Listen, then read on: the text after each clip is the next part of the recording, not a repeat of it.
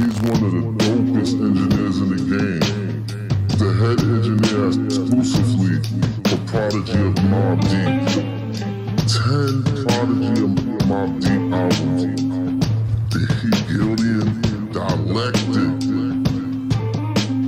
The Book of Revelation. It's a pleasure, man. That body of work is crazy. I mean, Joe the engineer. Now we do this shit, nigga. 333. That's a sign from the heavens. Just look up in the heavens.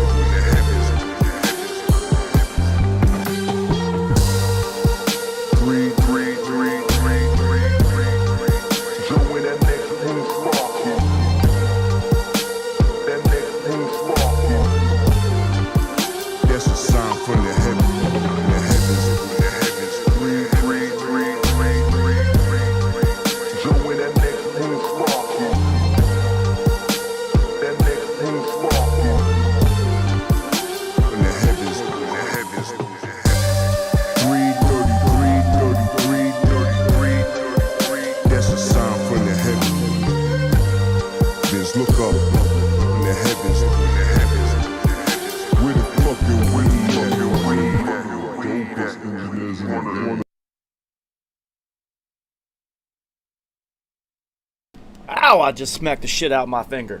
Yo, what up, everybody? Let me readjust a little bit. We got a ill fucking glare coming from the overhead light tonight.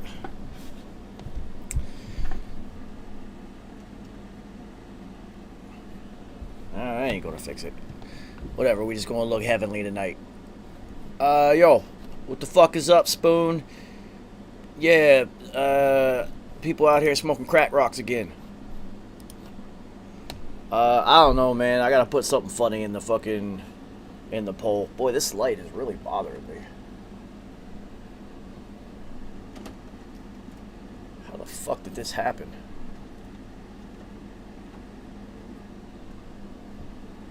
All of a sudden, we just bright as shit over top.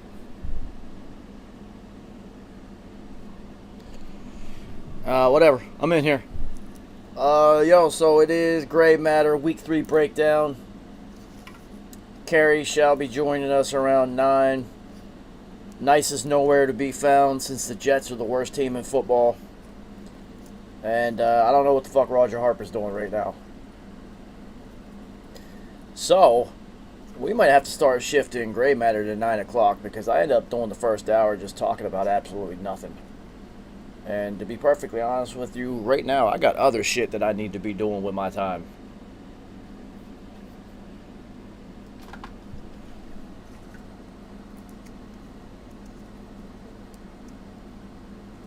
Trying to get to the 333 shop open today. Just got done with the photo shoot.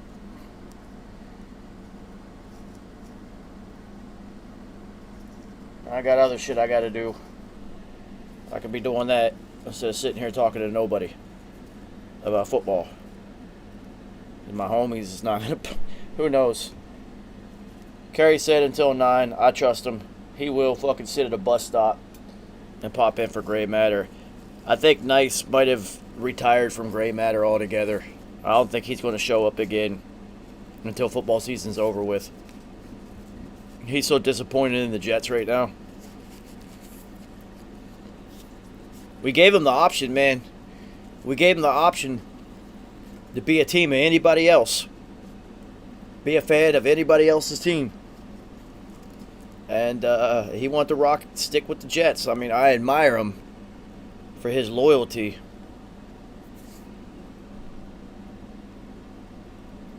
But, yo, Flea, what up, homie? I'm just sitting here talking, waiting for the homies to show up, talking about how I don't think we're going to see Nice the rest of this season because the Jets are terrible. And we gave him the option to be a fan of any other team, and he stuck with the Jets because of Zach Morris-Wilson. So this is a couple weeks in a row I haven't heard from Nice on Football Sunday. So, Nice. It's okay, man. It's okay. You can come back. We don't care. We all knew the Jets were going to suck. You're the only one who thought anything different. You can come back, man. I'll keep the Saved by the Bell and Bayside High references to a minimum. Yeah, dude. I mean, I can do this all day long, and I just don't think Nice wants to participate in my fuckery. So he is avoiding me right now. It's all good, though. It is all good.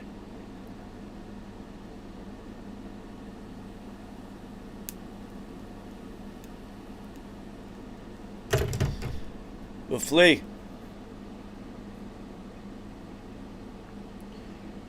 I've been up to something, yo.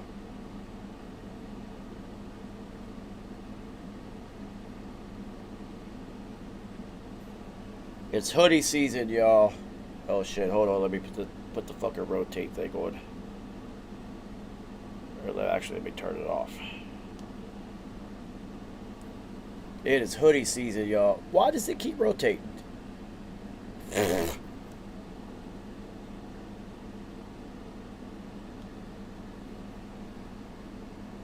It won't stop doing it. No matter how many times I try to not rotate this shit. Fuck it, I can't get nothing done right. Oh, that one's better. Oh, I've been up to something, y'all. It is hoodie season.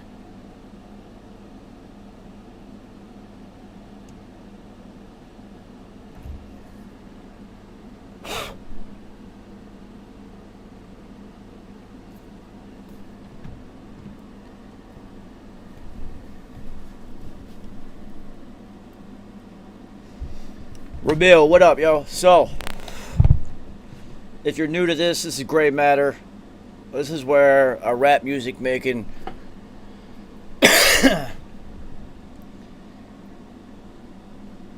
John Wick of rap sits here and talks about football for a couple hours. Now, I don't know where the fuck Nice is at.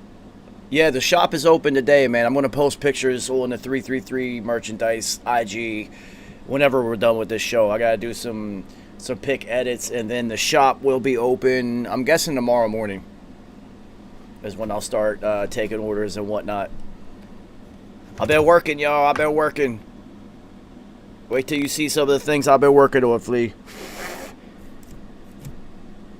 Wow, I literally just melted one of the keys on my keyboard.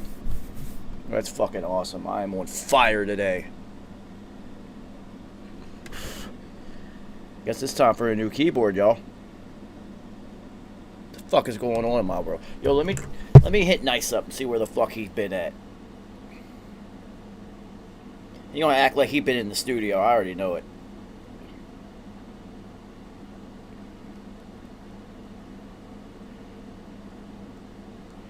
I just had to ask him where the fuck he been at. Flea, where you at? You're in New York, aren't you?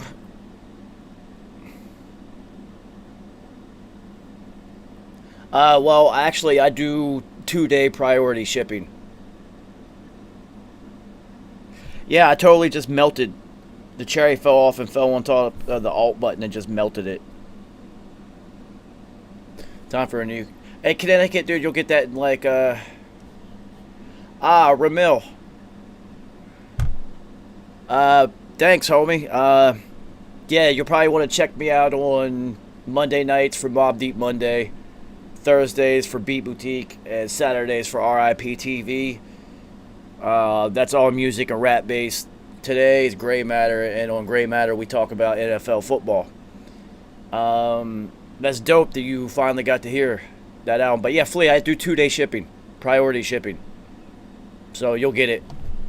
You'll get it, and you're in Connecticut. You'll get it literally probably within 48 hours, no problem. So don't worry about that, homie.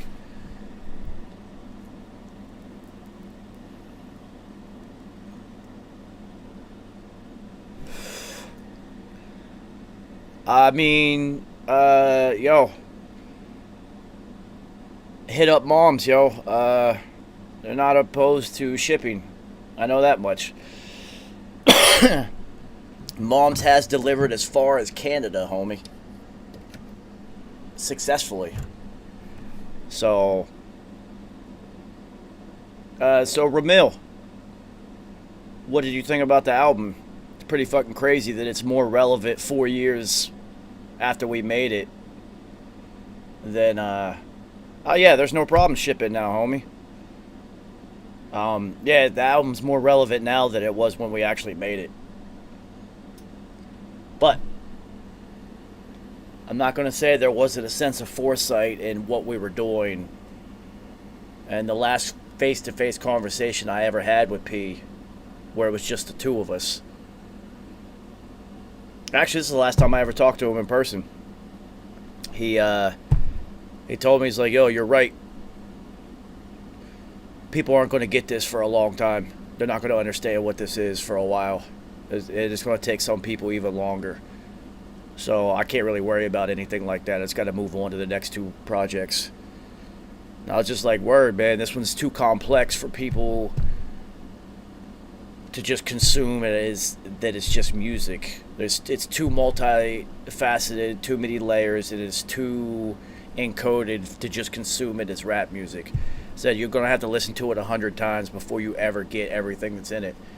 And remember, we actually had a giveaway on our channel, and if anybody can guess how many drops of information are contained within that album, they're going to win a free hoodie. And nobody was even close.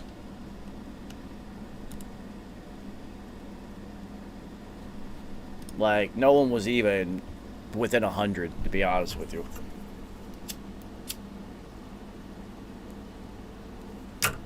So, Flea, do you think you think Nice is gonna pop up? Oh, of course. Of course. Nice says he's in this. What did I tell you? Come on, come on. Come on.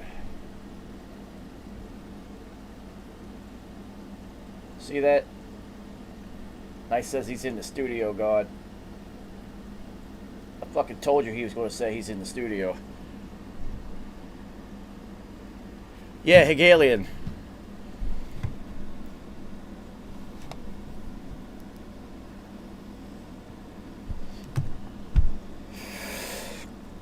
We just going to start moving fucking gray matter to 9 o'clock. It seems as if 8 o'clock is not conducive to anybody but myself. And I'm smoking blunts and talking to you guys for an hour straight about nothing.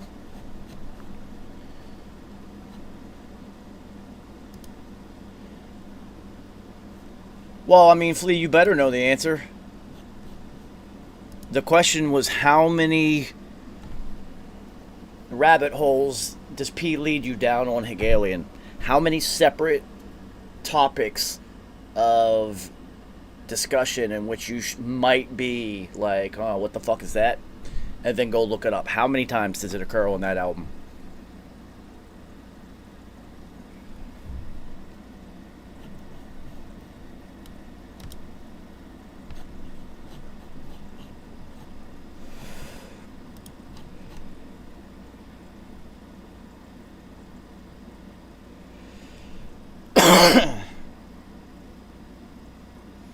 Yeah, that's what I'm saying. There's so many that people, like I said, Fleet, people weren't even within 100 of the correct answer. I mean, and of course, everybody automatically said 3. There's 333 in the album. I'm like, that's a pretty solid guess, but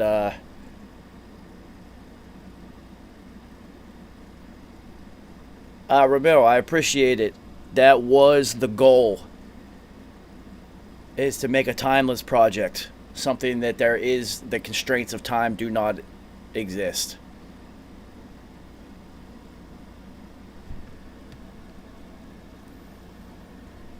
Every song is very multi-layered.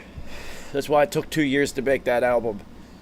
It's different than anything that was ever created, and it was intentionally done that way.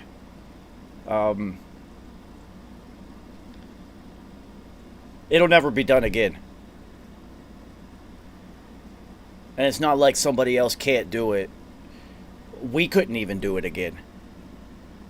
Like, it wouldn't be the same. Like, what we did was a one-shot deal. Other people could attempt to do what we did, and it's not going to work, especially on the metaphysical side. Other artists could attempt it, it's just not going to work. P was the only one who could do it. And that's what I always told him. You're the only one who can do this album. We have to do this. It's you or nobody. The world needs this. This went on. Me and P had this discussion for years. I just kept telling him, like, you're the only one, man. It's you. It has to be you. So,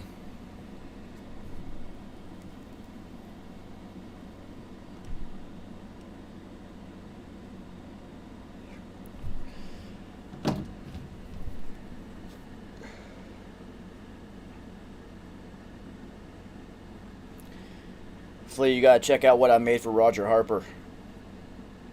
Thank you, Ramil. Saying things like that, thanking me for what we did, that right there is another plaque on the wall. Shit like that is what drives me.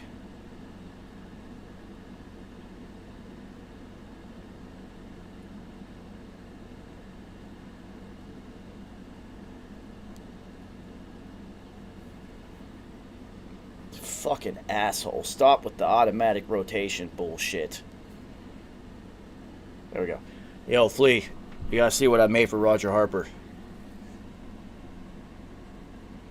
The Scarface 333 hoodie.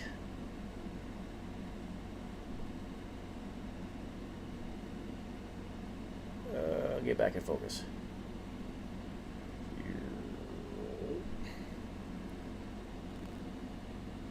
It's hard to see this on here, but you get the idea.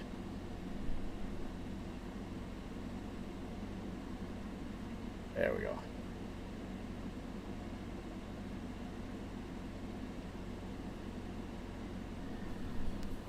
Scarface themed split hoodie. I've been busy, y'all. I've been busy. I've been D, what up, man? I've been locked away inside the shop, coming up with shit and then making it myself. So it's a sign from the heavens, Ramil. Look up.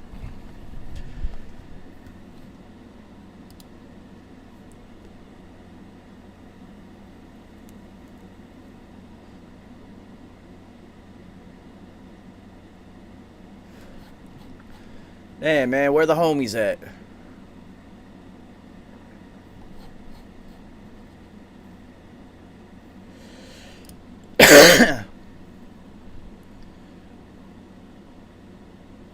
Where's Roger Harper at, yo? Roger Harper, where you at? I know where Nice is at. Nice is going to avoid gray matter until the Jets win a game, which might not be until like week 10.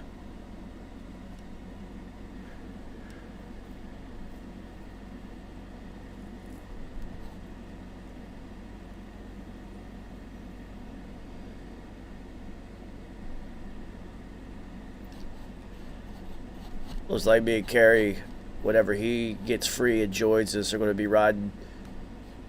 You'll be doing this thing exactly how we just did last week's. It was me talking about a whole bunch of nonsense.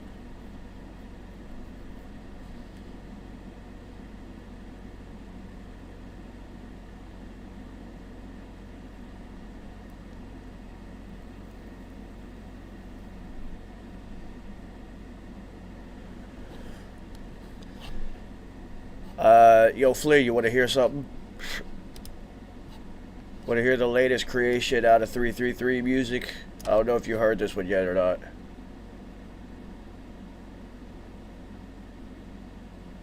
I think Zach Wilson's going to end up like Johnny Manziel.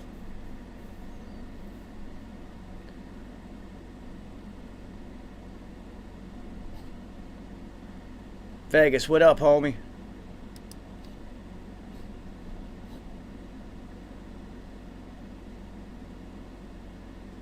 Yeah, I think it's going to be another Manziel scenario where you look at him and you're like, wow, all that talent, and it just doesn't seem like it's going to fit in an NFL arena. So those throws in preseason and practice and all that shit, what did I tell Nice? We need to calm the fuck down, because once the season starts and things are going at full speed and defenses are, masking their intentions. And, I was fucking vacuuming up the studio and shit, and YouTube just went live on me. Like, out of nowhere. So you guys got to watch me vacuum for like 22 minutes.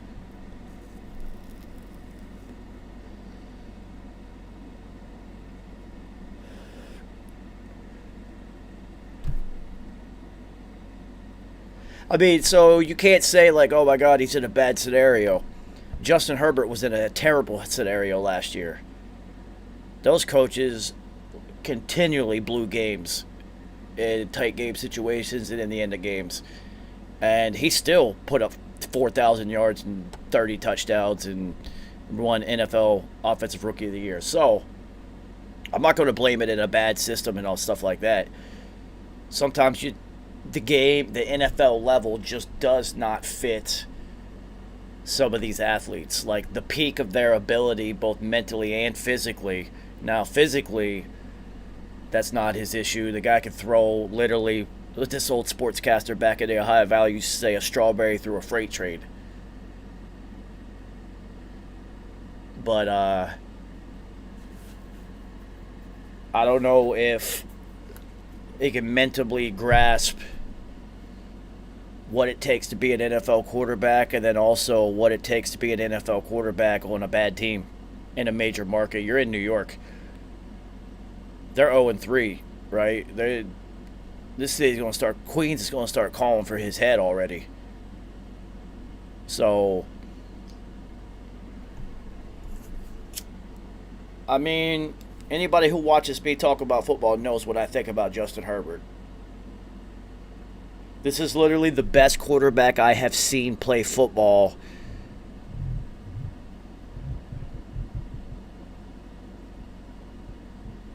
ever.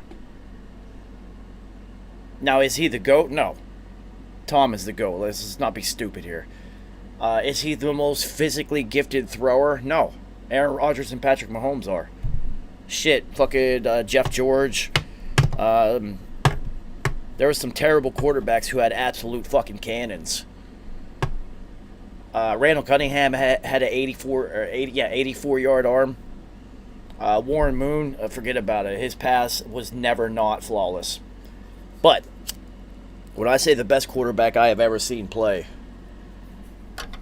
if you go down and you're like playing Madden and you go to the player attributes, everything on Justin Herbert would be in the 90s. He might not have a 99 on anything, but every single fucking thing is in the 90s. Pocket presence, leadership, arm talent, athleticism, running ability to throw outside the pocket, mental toughness, the ability to lead a team. He's 6'6". He's got the size. Like, there's every single part about him screams NFL quarterback. He is the prototypical NFL quarterback. Like, literally prototypical. There's nothing that he doesn't do well. So, Flea, this is showing the maturation of Justin Herbert and also his confidence in himself, which is very understated because he doesn't talk a lot. So, end of the game, they actually should have ran the ball or just downed it once to make KC burn their last time out. And then you could have ran another play. Yeah, Flea. I mean, I remember we were talking about this. Remember, I'm the one who was telling you, like, yo, Justin Herbert's that motherfucking dude. And you were on the rookie card hunt, so good for you. Yo, I'll trade you a hoodie for a rookie card. So he actually checked out of the running play. They had called a running play to burn the clock and make the Chiefs use their last time out. And at the line of scrimmage, he checked out of the running play and threw it to Mike Williams to win the game because he saw Mike Williams being covered one-on-one by somebody he had been eating up the entire game. He said, oh, shit, we got this. Fuck this. Touchdown. Let's go. Because the Chiefs' defense also was just like, well, they're going to run the ball right here. So he was just like 6'6", 180-some yards or whatever he had. 2 touchdowns. Yeah, I'm going to get this guy the ball. So Herbert actually checked out of the play. Audible called his own number, won the game, shit like that. Legendary. Now, the biggest problem that Herbert and the Chargers have is they're the second best team in their own city because the Rams are fucking stacked and are going to win the Super Bowl. I said it last week. This is a Super Bowl team, and I'm not talking talent-wise.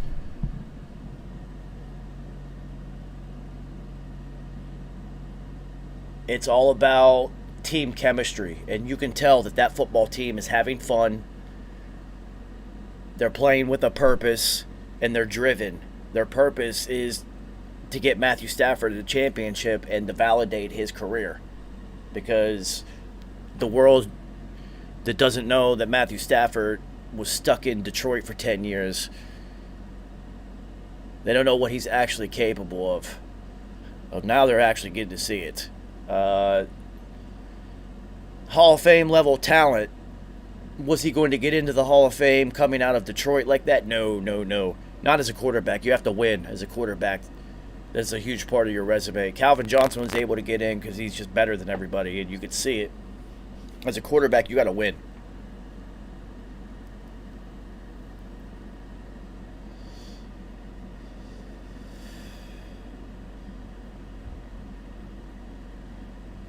What's dope, though, is I got Justin Herbert as my fantasy quarterback because I am a fan first.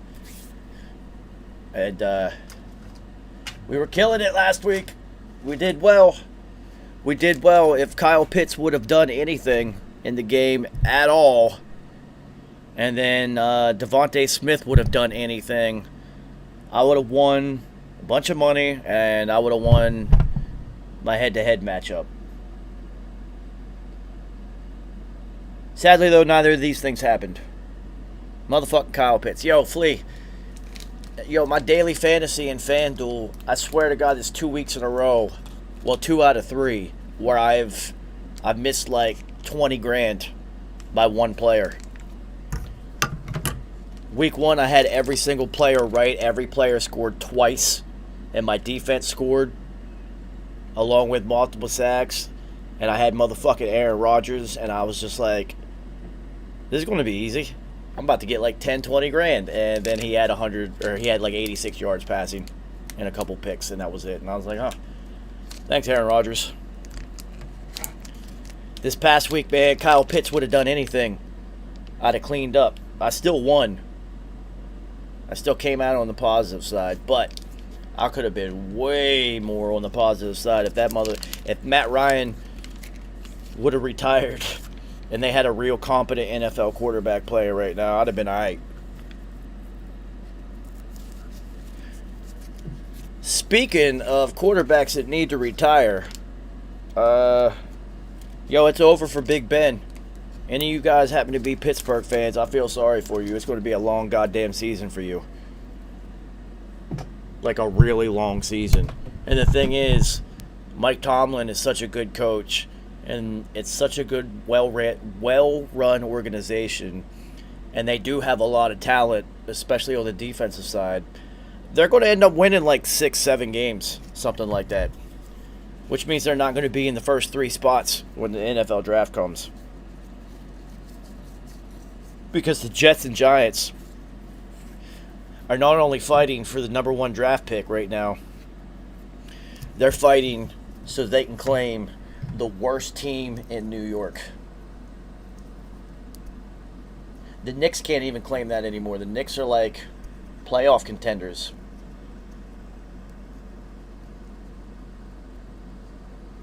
Yo, it's over for Big Ben. He has physically lost it. Like, it's 100% over for him. Now, I've been saying for 2 seasons now, because my brother is a huge Pittsburgh fan, and so was my mom, and so was my godson. I've been saying it for a couple years. Like, you could see it in his arm as the season went on. Velocity decrease, willingness to go down the field completely diminished, and now this guy is rubbing his elbow, and we're in week 3. That's not a good sign. So Pittsburgh had 4th and 11 or 12 at the end of the game, and they fucking ran a check down to Najee Harris. They also were backed up on the 1-yard line and ran a check down in the end zone and got a fucking safety. Like, Ben last year couldn't get it past 15 yards down the field. Now, I don't think he can get it past 8.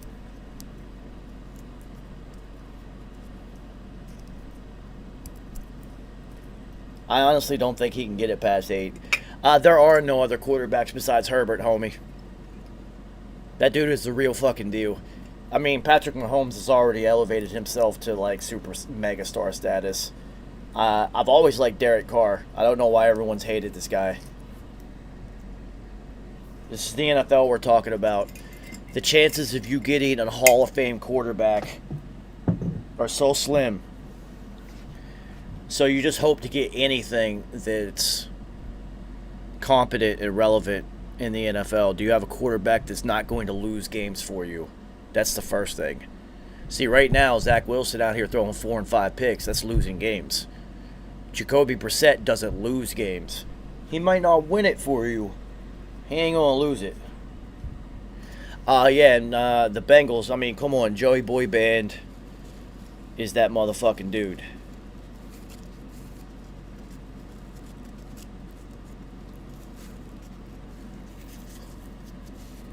And Mauricio, what up? And he's got his homeboy from college. Him and Jamar Chase were like best friends in college. And now he's got him back, and Jamar Chase has scored in every game so far this year.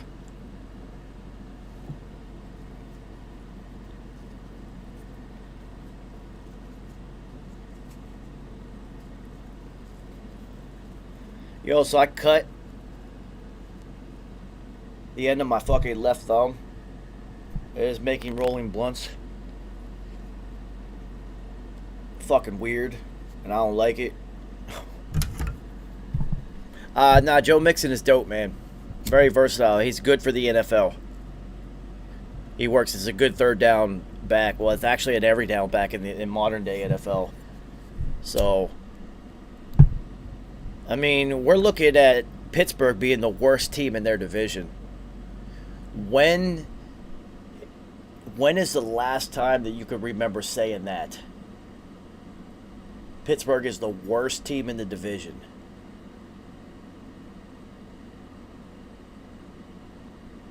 I don't think I've been able to say that my entire lifetime. Tomlin's been there 18 years. They've never had a losing season, so that's at least 18 years. Cowher was before then. Cowher, I don't remember them having a losing season with Cowher. I'm sure they did. You're talking like 30 fucking years since they've had a losing season. It's going to happen this year. You know, like the one game that you're going to be able to count on was Cincinnati at home, and they just lost that game. So you'd have to assume they're going to lose in Cincy. Cleveland's going to spank them twice, and Baltimore's just going to run all over them twice. So that's at least 6 losses. You know, it's only 11 other games. I mean, they did beat the Bills, but that seems like an anomaly at this point.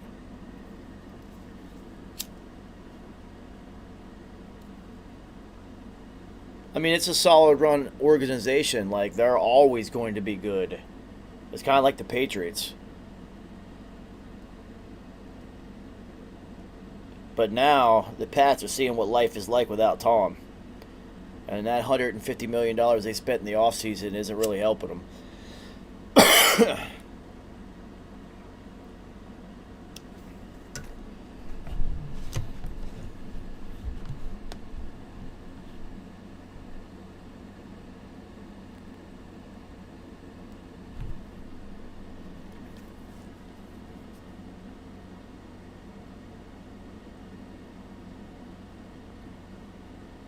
Roger Harper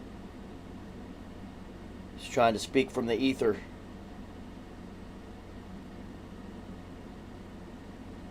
Yeah, man, I'm going to switch this to 9 o'clock. I don't read books, homie.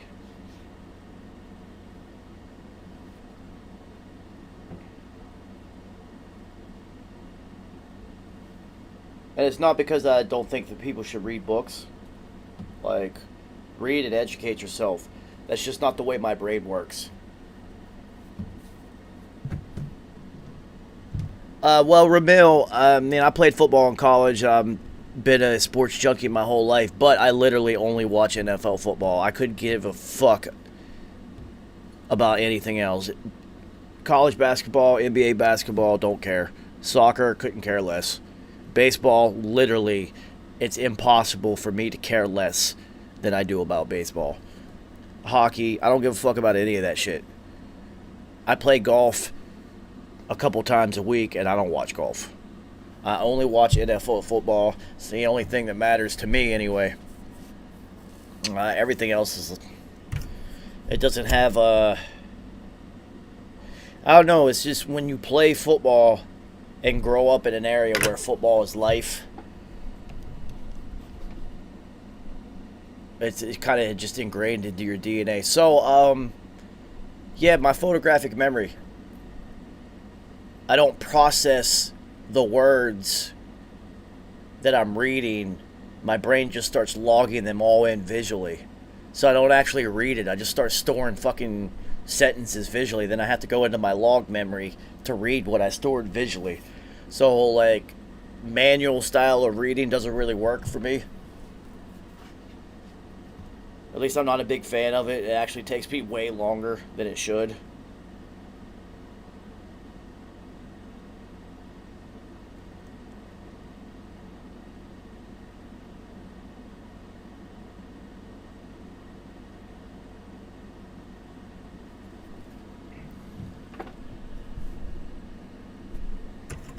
I mean, it's cool because, like, you remember everything the way it works, but, like, I can't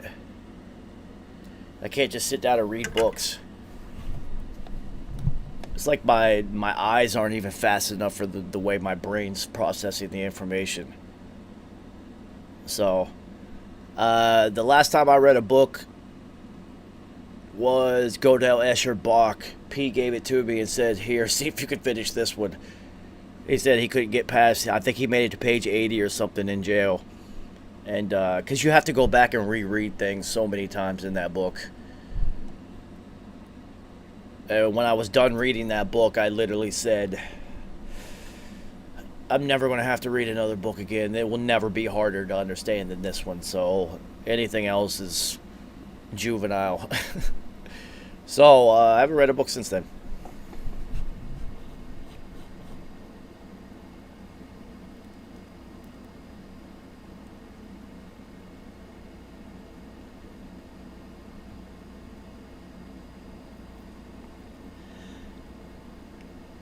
Yo, Flea, I'm about to play this beat. I don't know if you heard this one yet, because I'm basically just waiting for Carrie so we can talk about football.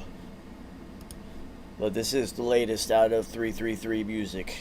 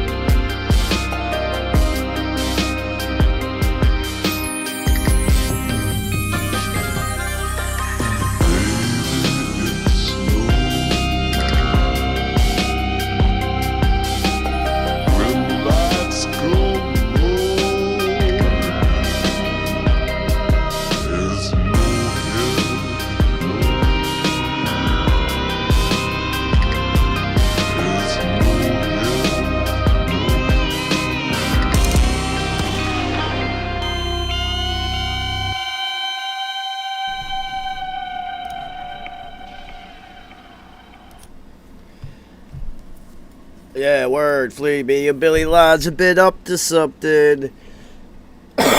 We've been up to something. Actually, we've been up to a couple things, but we're always up to something.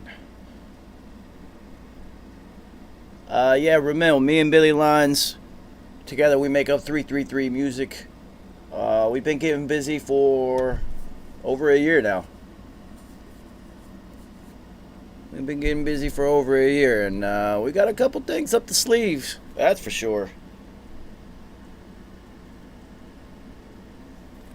Got a couple things. It's almost winter too, so you know what that means. Some things are in the pipeline.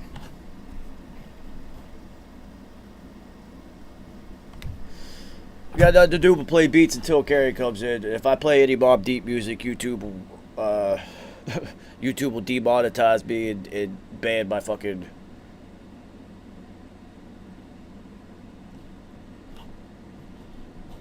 What happened to Matthew Stafford? I don't like. Possibly. If the budget is right. What happened to Matthew Stafford?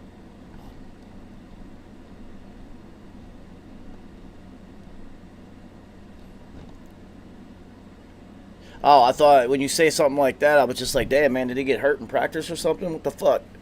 You didn't think you would be this good? Oh, no, you just haven't seen Detroit highlights or any Detroit games over the last decade, dude. This guy has been doing this since day one in the NFL. He has always been this good. The Lions have always sucked. They've never been on TV, so no one ever gets to see it. And he's probably going to end up winning a fucking MVP this year because they're going to end up with the best record at football. He'll win an MVP. They'll probably win the Super Bowl. It'll be the second team in a row to win a Super Bowl in their home stadium because the Super Bowl's in SoFi Stadium this year. Yeah, nobody paid attention. You only got to see him on Thanksgiving because the Lions always play on Thanksgiving and they always got blown out. Well, Larry Bird, I'm in New York and they don't let you bet on sports. There's no sports books in New York legally. You can do fantasy and shit like that, but I gotta have to cross the river to bet on a game. It's so stupid. So I don't get to bet on games online yet, or I probably would, especially the NFL. It's the only sport I watch. I think I have a pretty good knowledge of how things are working, though my game prognostication this year has not started off quite as good as last year. That's for sure.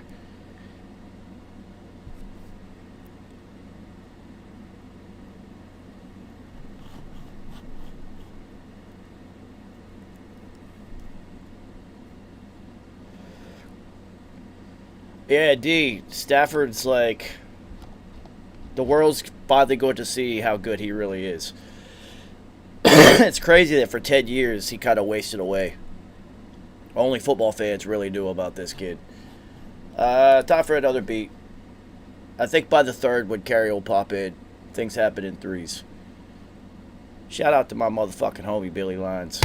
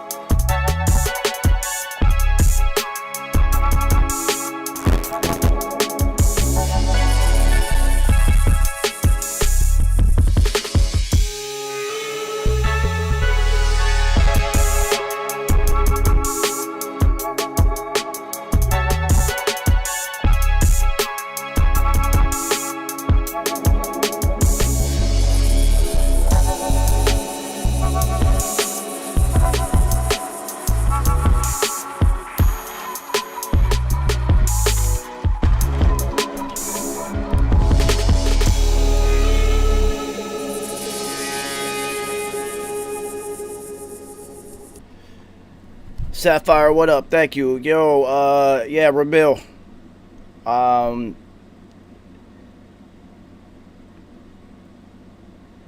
This is one of the few beats that I said that to Billy Lyons. I was like, ah, damn, man, I wish Pete was here for this one.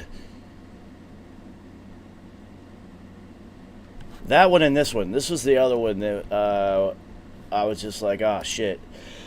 I would have given this to him instantaneous. As soon as we started on this one. This one was done different because Billy Lyons was in a hotel at the moment on his laptop and just had a couple loops that he was working with and fucking around with that he created in Machine. And he sent me what he was working on to see if he should continue to work on it. And I was like, nope, just send it to me right now. And I worked for like 40 straight hours. I couldn't stop. I heard this in my head whenever he played me what he played me. And I told him, I was like, yo, man, I wish Pete could have had this one.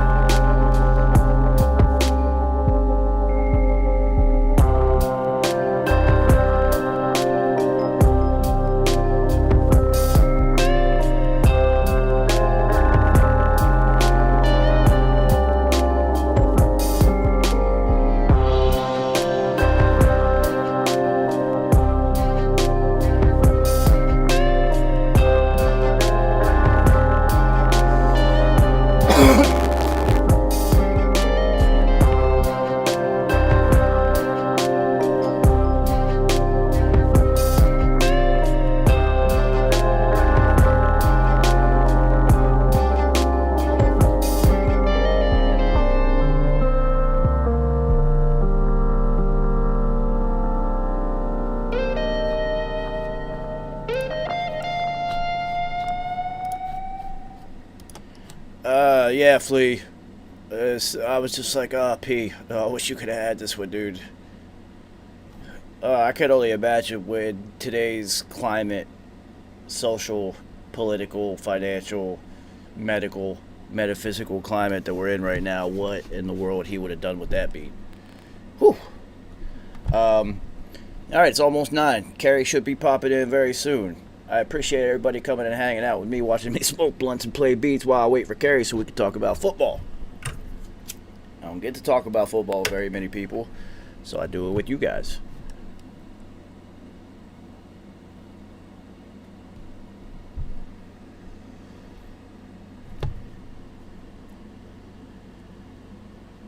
You know, this cut on the end of my thumb is literally right where the smoke comes out of the blunt. Like, it couldn't be in a worse location for me as a blunt smoker, because I'm a left-handed smoker, which is odd.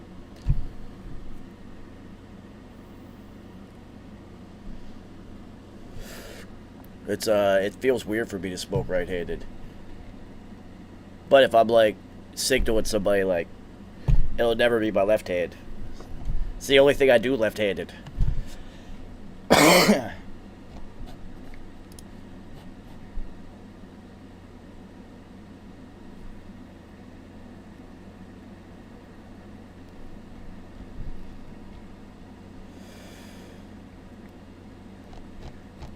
Come on, Carrie. Where you at? Oh, no, I know, Flea. You always rock out with us on Tuesdays.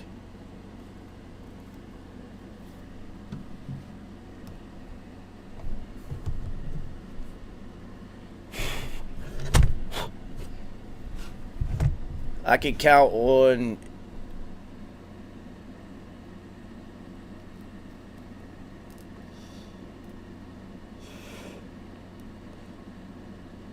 If nobody shows up on Tuesday to listen to me and my homies talk about football, I know Flea will be here. What the fuck is this beat? I can't remember what this one is.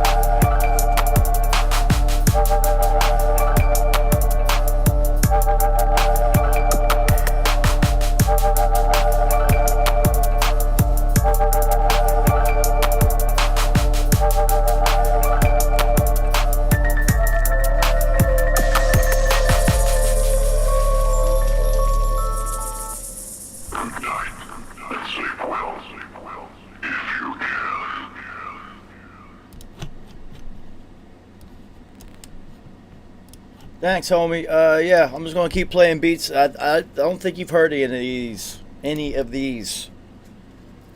We've been working, man. We've been working.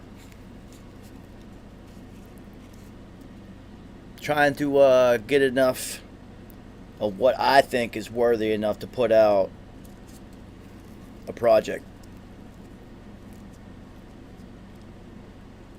We're almost there.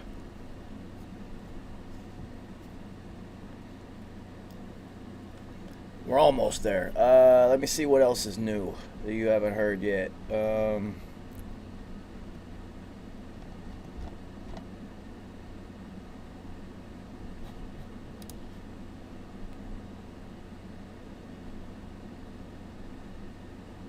What is this one?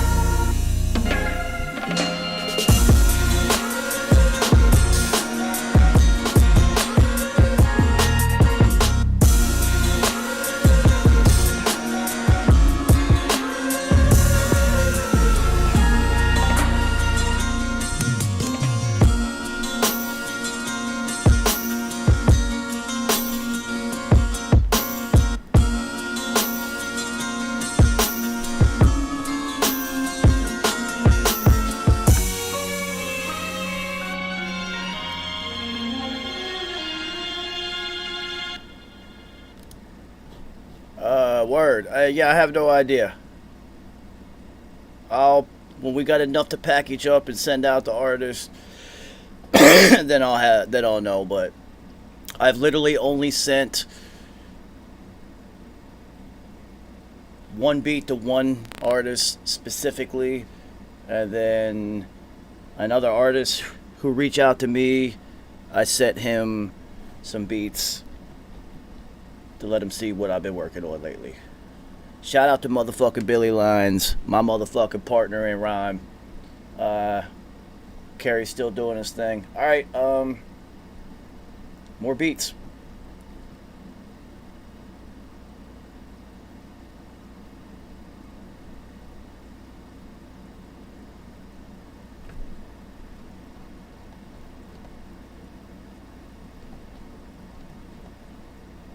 Yeah, I forget what some of these are.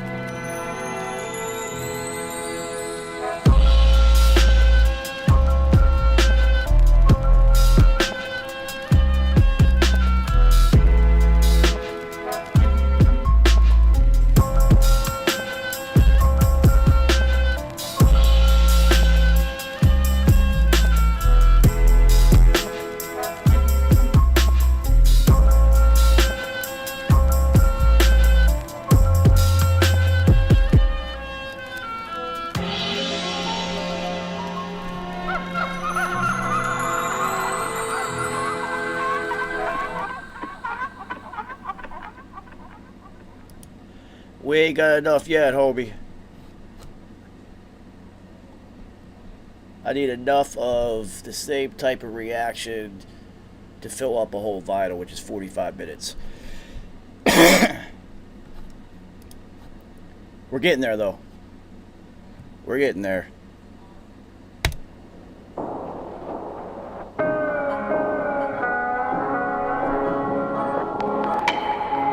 It's kind of what I'm doing right now.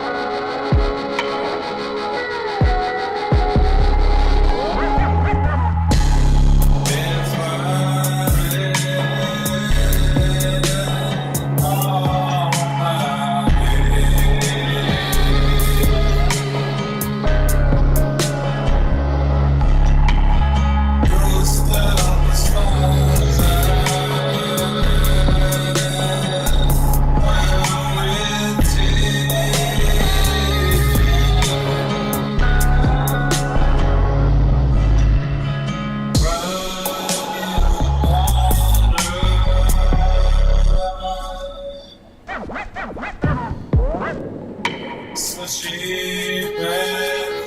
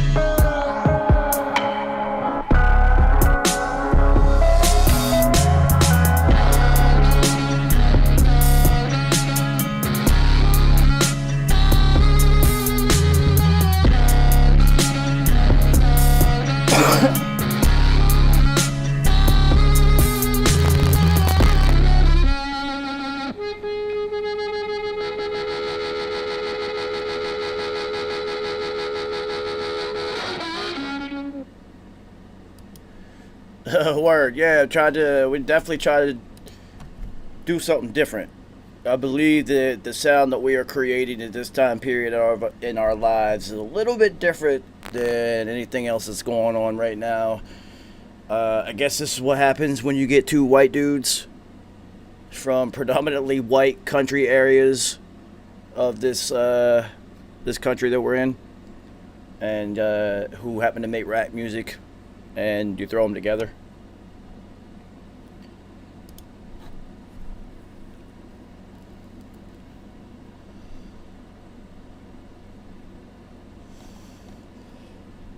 Alright, Carrie is super late. What else do I feel like playing?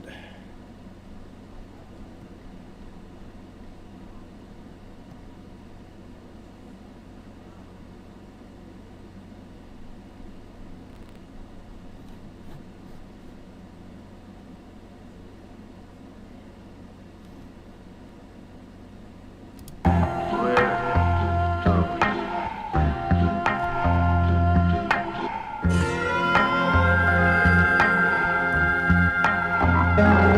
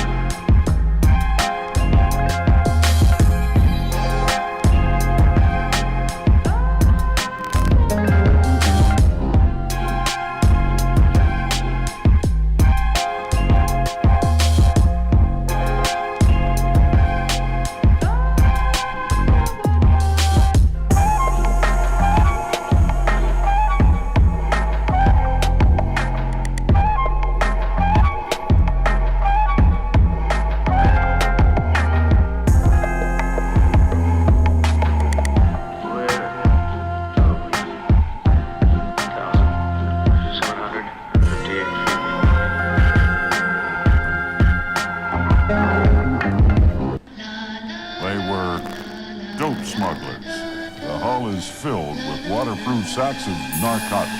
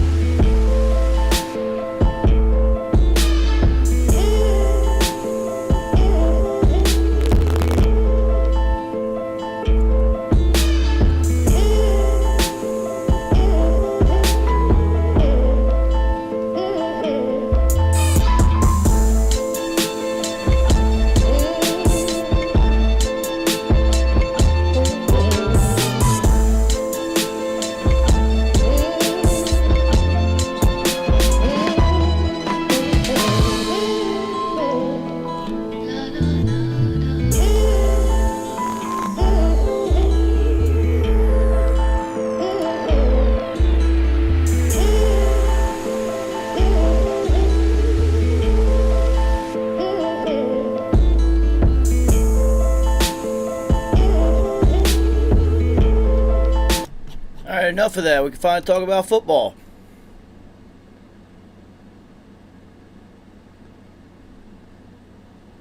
Yo, so I'm making an executive decision.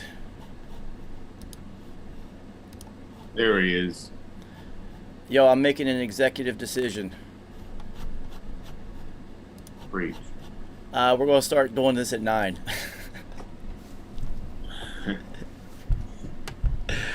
Okay. I mean, it gives you more time. I know you're busy. Nice isn't going to show up until Zach Morris wins a football game, so this could be by week like 11 or something. And 9 o'clock works for me. That's what I'm saying. It's no big deal. Every other show I do starts at 9 or midnight, so like no big fucking deal. It just we always did this one at 8 for some reason. Try to catch the people who watch sports and like have a job. Yeah, and then like well also because of events too. Like if a game started at 8 or draft, we're doing draft special. They start a little earlier. Nah, it's just I mean, you know. we can still do those things. No, I know, but like we're on week 3 right now, and it's been 2 straight weeks of me just talking to and playing music from 8 until whenever somebody shows up because I don't want to talk about football by myself. I mean, I will, but that's not the point. I will tell you, I'm high as shit. I'm already like 3 blunts in while I've been waiting. Love it. But yeah, we're not going to hear from Nice. He said he's in the lab, and Roger Harper sent a text that was 1 word, so I don't know.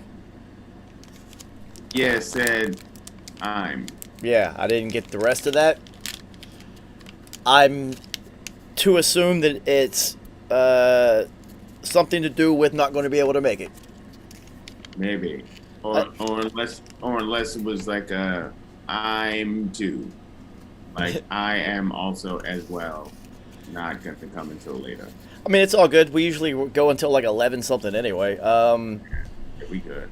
So yeah, let's break down the week. What was Thursday night football this week? I don't even remember. So Thursday night. Oh, I got the schedule up. Hold on. Yeah. It was Carolina at Houston. So Carolina, are they real or do they continue to beat bad football teams?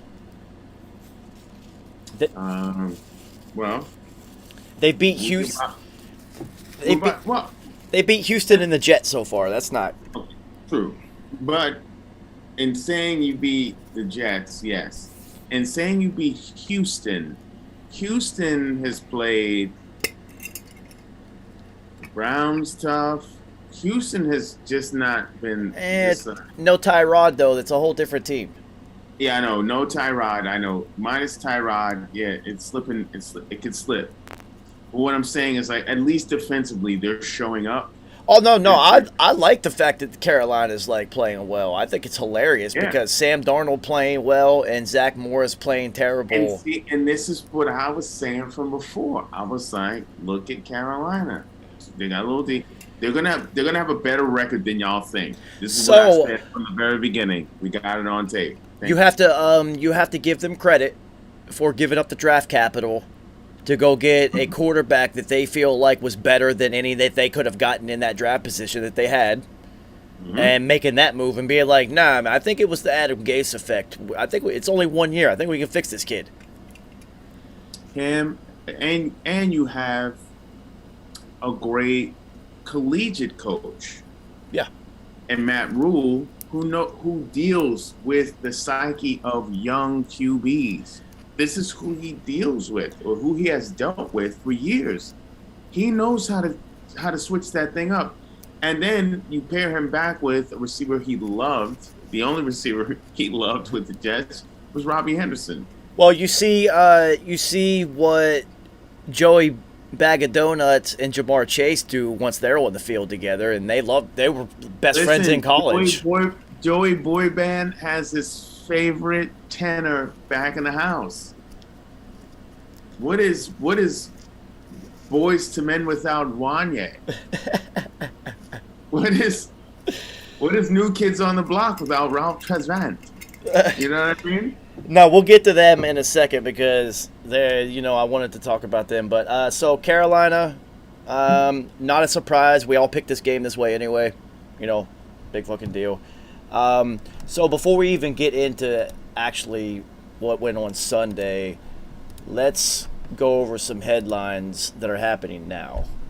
So Richard Sherman is visiting and working out for the Bucs. Makes sense. They need all the help they can get in the secondary. They were down to their 4th and 5th corners against the Rams. Of course they were going to lose the game. Are you fucking kidding me? Yeah.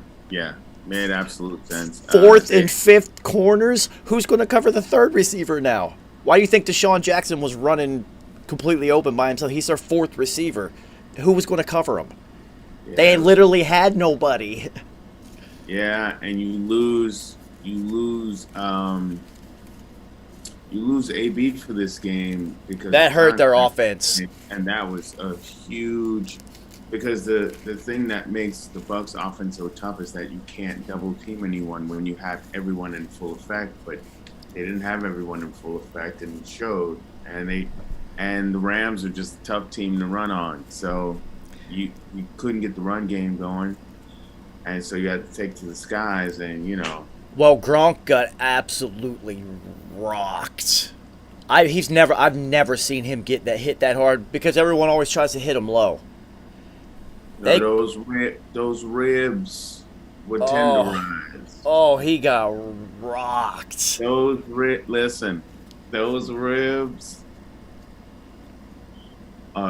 If we would have put those ribs on the cube tomorrow or Thursday, the tenderization on those ribs, meat falling off the bone.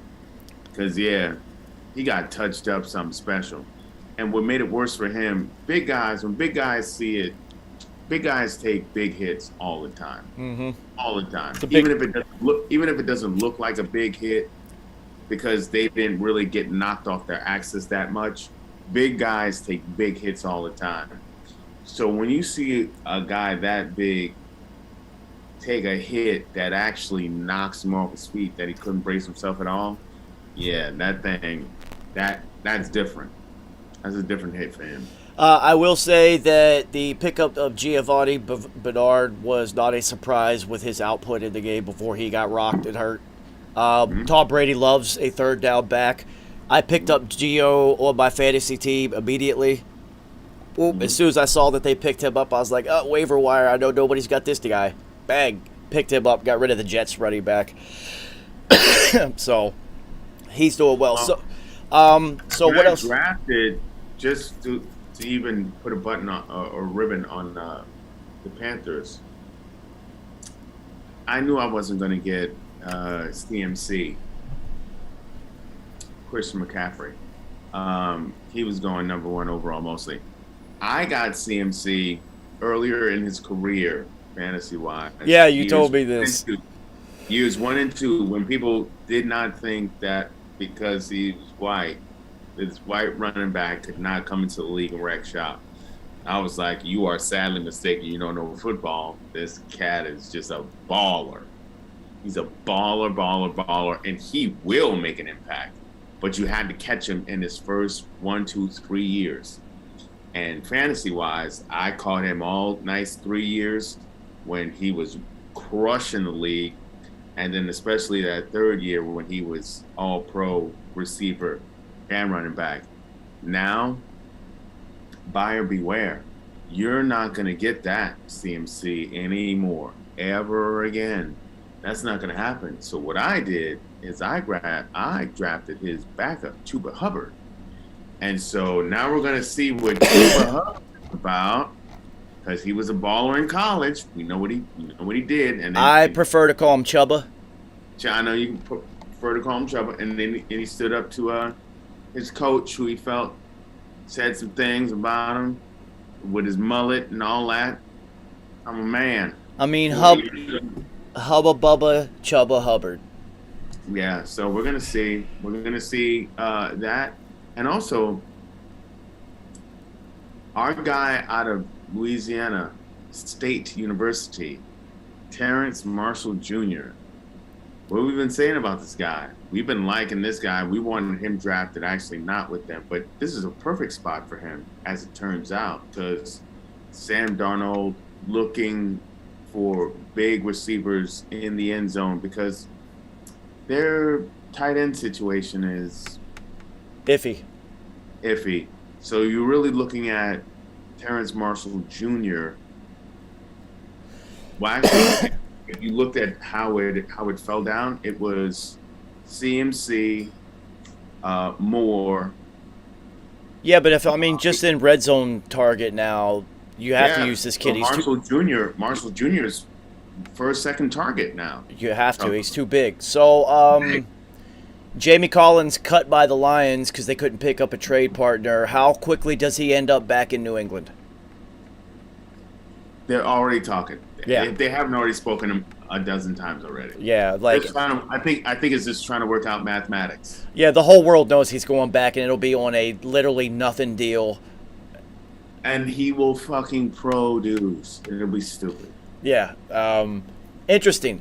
It'll be interesting to see if somebody else actually like slides in. Like, oh, yo, wait a minute. Like, so You know who could slide in?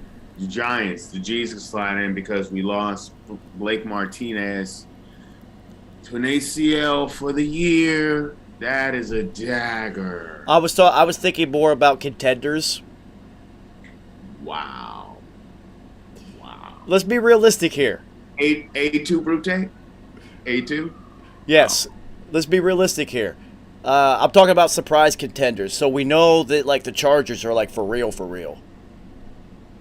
Okay. Yeah. You know, and like Denver all of a sudden is undefeated. They played the 3 worst teams in football, but there's still 3 victories. Say they get an injury, they're going to look to because their defense is their focus. What if the Rams grabbed him? That wouldn't be fair. That wouldn't even be fair because they like their linebacker group is the weakest of their defense by far. Mm-hmm. What if they got him? That's not fair. Okay. Arizona, possibly. But I don't know if he and Judge have a relationship. I don't know if his time in New England overlapped with Judge's time in New England. They may possibly have a relationship. Yeah, no, this is true. So you talking all this contender shit. You would also have to think about Miami and then Houston also because of their right. Patriot ties. Absolutely. I mean, he's not going to be a free. He's not going to be picked up. He's too talented. I would probably and honestly, I would probably think now that you bring in those New England ties, I would think Miami first because then he would actually get an opportunity to play against the Pats. Well, and also because their defense is not what it was last year. They did let Kyle Van Noy go. They let a couple other people go, and those holes have not been filled by the people that they expected them to. So, I mean, He's going to be picked up before the end of the week. Like they cut him. Matt Judon is a stud. Yeah, and that helps. But what did I say about bringing in $150 million worth of free agents? It'll take a while to get everybody on the same page, man. Especially with New England's complexity in. It always does, though. In every assembled in this manner. Whether it's just later in the season or if it actually takes a year, you could make the chip and then lose like LeBron did when he first went to Miami, or you could win like Brady did when he first went to Tampa Bay. We said maybe it was going to take maybe the second year. We thought it would be year 2. Sure. Yeah. Well, I said the Tom Brady's biggest fan ever. I said year 2. It's going to take him a year to put this together. It's too new. We've seen it happen for you. You throw us like a quote unquote super team together, and it doesn't always mesh the way you want it to. Like you know what though? When KD went to Golden State, they made it happen. Yeah, it doesn't always happen that way though. Yeah, but because the Lakers did it when they got Karl Malone and fucking Gary Payton. It didn't work out for them. Yeah, but what we talked about? It was I think if it would have been a full NFL season with no Roney, I don't think the Bucks would have won the title. I think the fact that everybody was under the same conditions that Tom was, like you don't get to have meetings, like everybody had to do everybody a little bit closer to the same level. They put everybody kind of close to the same level, and I said if there's anybody who's equipped to deal with this nonsense while everyone else is going to have to maybe be a little bit distracted through this, it's going to be this guy. Yeah. So, all right, any other big news? Oh, the Eagles lost one of their linemen for the year. Oh, the Eagles. So not looking good for them. Lynch Frank injury. He's done for the year. Okay, I just want to address this Liz Frank injury real quick, because it's popped up many a time. Yeah, the Liz Frank could take you down, or you could boss up like former Giant, but once Giant, always Giant, Ahmad Bradshaw, who played with the Liz Frank for an entire season. Do you think it's different for a lineman though? Won a Super Bowl with the G's, and then I wanted us to keep him. He went to Indianapolis Colts and got him another G with a full Liz Frank injury. Yeah, I know, Okay. but I think it's different for linemen though, that injury. Well, okay, so what is this guy's position? Guard. That's a lot of weight on the back of your feet. Pressure. I just think I don't know. I'm just saying it's news that they're going to suck even more than they already suck right now. It is great to watch their head coach give press conferences because he's an absolute retard. So let's get back. He is, but we talked about that from the very beginning. He's so stupid. The way he started was horrible. The way he started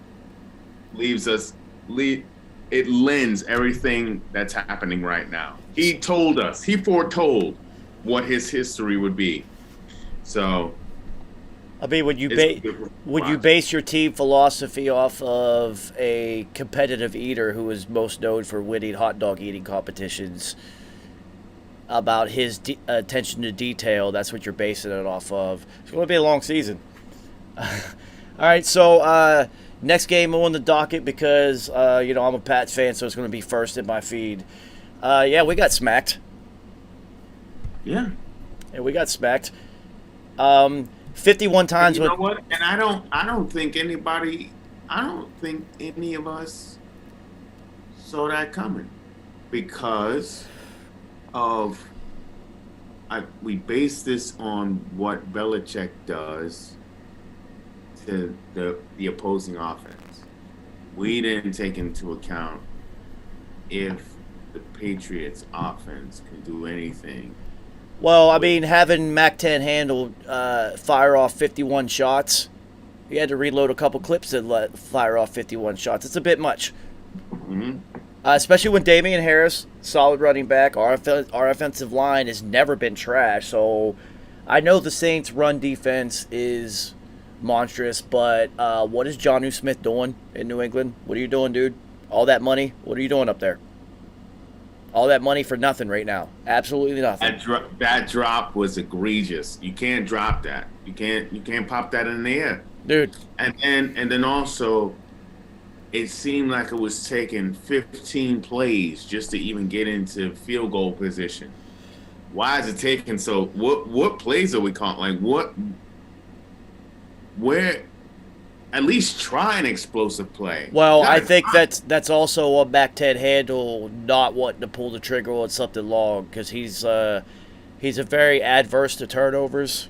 He's one of those quarterbacks. So, I mean, you got Nelson Aguilar. When you get down, then you don't have the belief now in your quarterback that he can eat up 50 yards in 2 plays.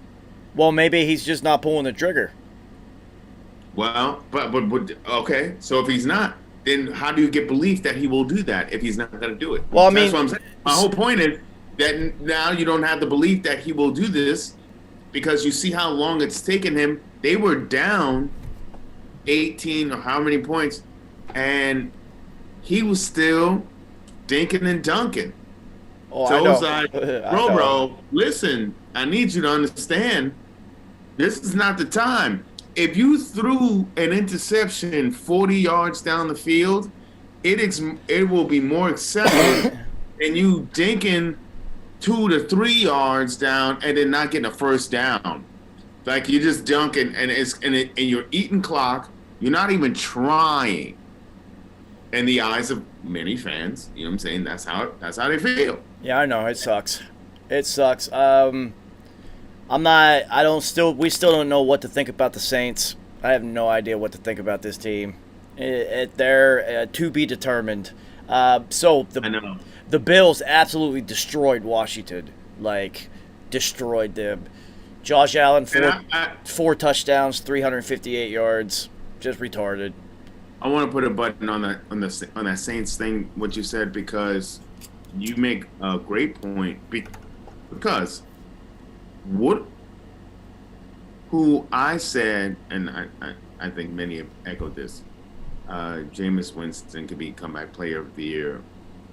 There's a couple other candidates, but is this guy gonna get 5 touchdowns, but like $188 passing? Yeah. Is that what it's gonna be? He's gonna have like he's gonna have between 3 to 5 touchdowns, but under 200 yards passing. You know whose stat line? Look at that.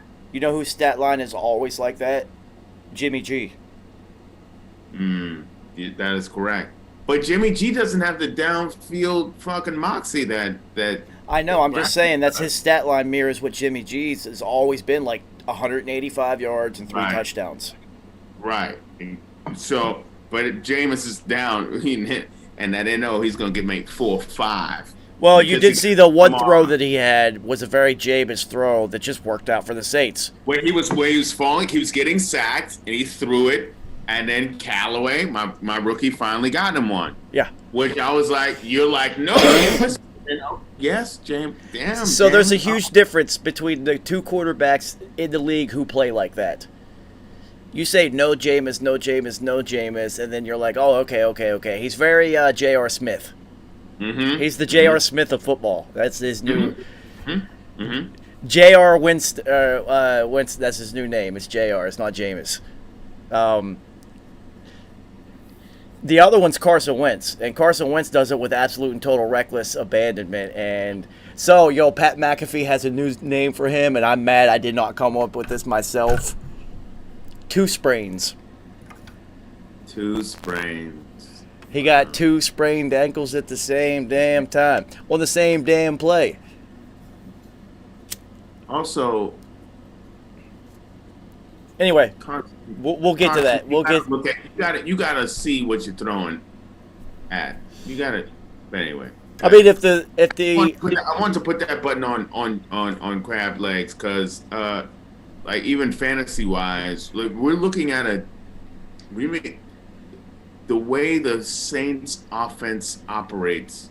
We may be looking at we're definitely looking at a different vehicle where we're going to see more Alvin Kamara rushing yards, where people don't realize Alvin Kamara did not have many 100-yard rushing games while Drew Brees was there. He rarely had any. Yeah, he I know. just had total yards. He had more receiving yards. He barely ever hit 100 yards rushing. Now with Jameis there, he'll have more opportunities to get 100 yards rushing. He'll also keep his receiving yards up, but now Jameis's passing numbers may come down some, especially with Michael Thomas out. But Jameis, he does know how to throw.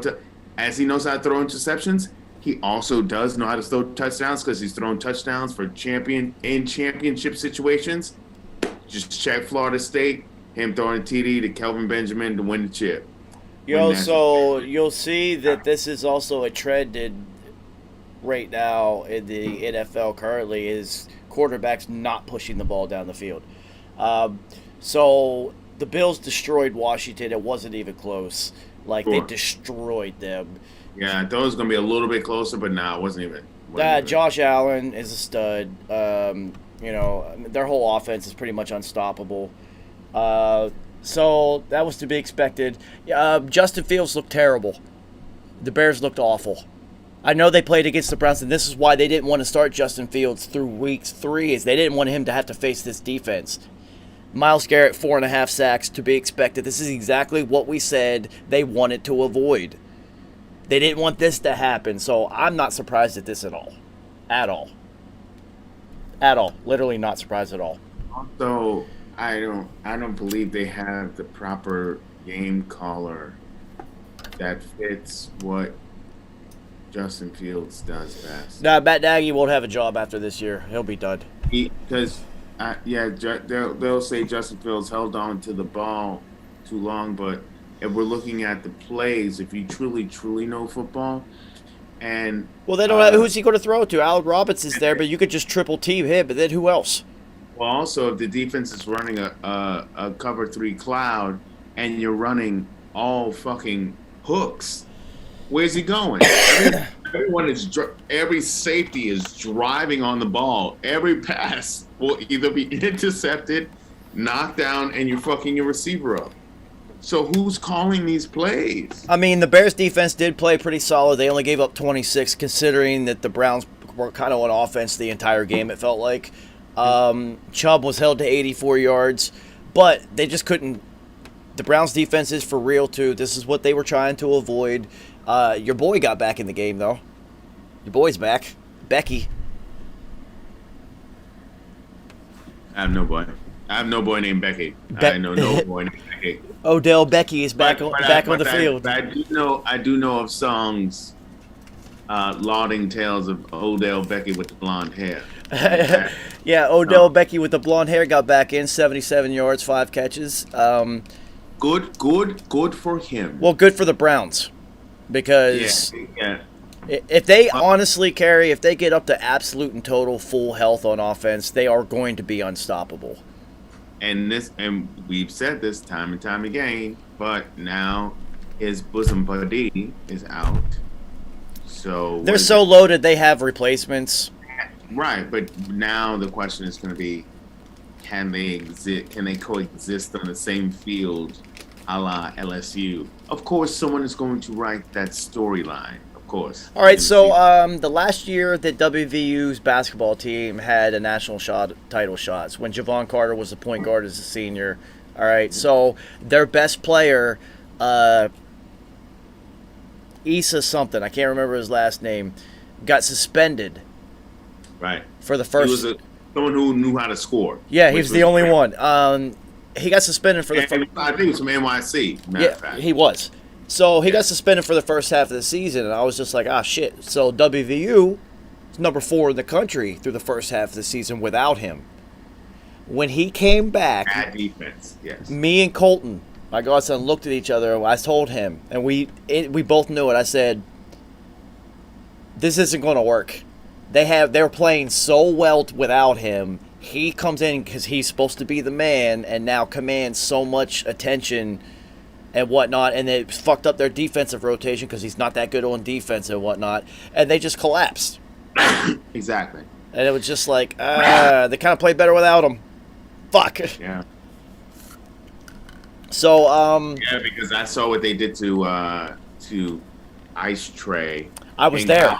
I was at that game. Ice cold in college when he went against WVU. He couldn't get anything off on Javon. No, he couldn't. And, I was there for that one. It was awesome. It was really fucking loud in that place. Jesus God. Like, exceptionally loud. So, the Browns, whatever. They're going to keep winning. The Bears are going to keep losing. Matt Nagy's going to lose his job. So will their GM. He's going to be out, too. They're going to rebuild and rebrand around Justin Fields, and also with the idea that they're moving out of Chicago and going to Arlington. It's going to be a whole new... It's going to be a whole new thing. So get rid of those guys. Well, I mean, there's going to be obviously a whole campaign to keep the Bears in Chicago. So does Eric Bieniemy, is that a good fit in Chicago with Justin Fields? I wouldn't want to do that to Eric Bieniemy. Yeah, I know. I'm just asking. And I'll explain to you why. When you look at a franchise and you tell me your franchise's best quarterback was Jim McMahon, which this is no shade to Jim McMahon, but in the history of your franchise, you've never had a Hall of Famer. Chicago being one of the original fucking teams. Your best quarterback was Jim McMahon, son? What are you saying to me? You understand what I'm saying? Your best... one of the best players to play the game at linebacker, right? Didn't even really get to taste the playoffs. We could talk about Dick Butkus all we want, but my man didn't get to taste the playoffs. I rock number 40 because of Gale Sayers, one of the best running backs of all time. He came back from a ACL injury back day when if you had an ACL injury, your career was over. He managed to come back, not making the playoffs. And you have the Gale Sayers, Brian Piccolo story. It's a beautiful story, but guess what? The Bears were not making the playoffs with all of this wonderful Hall of Fame talent.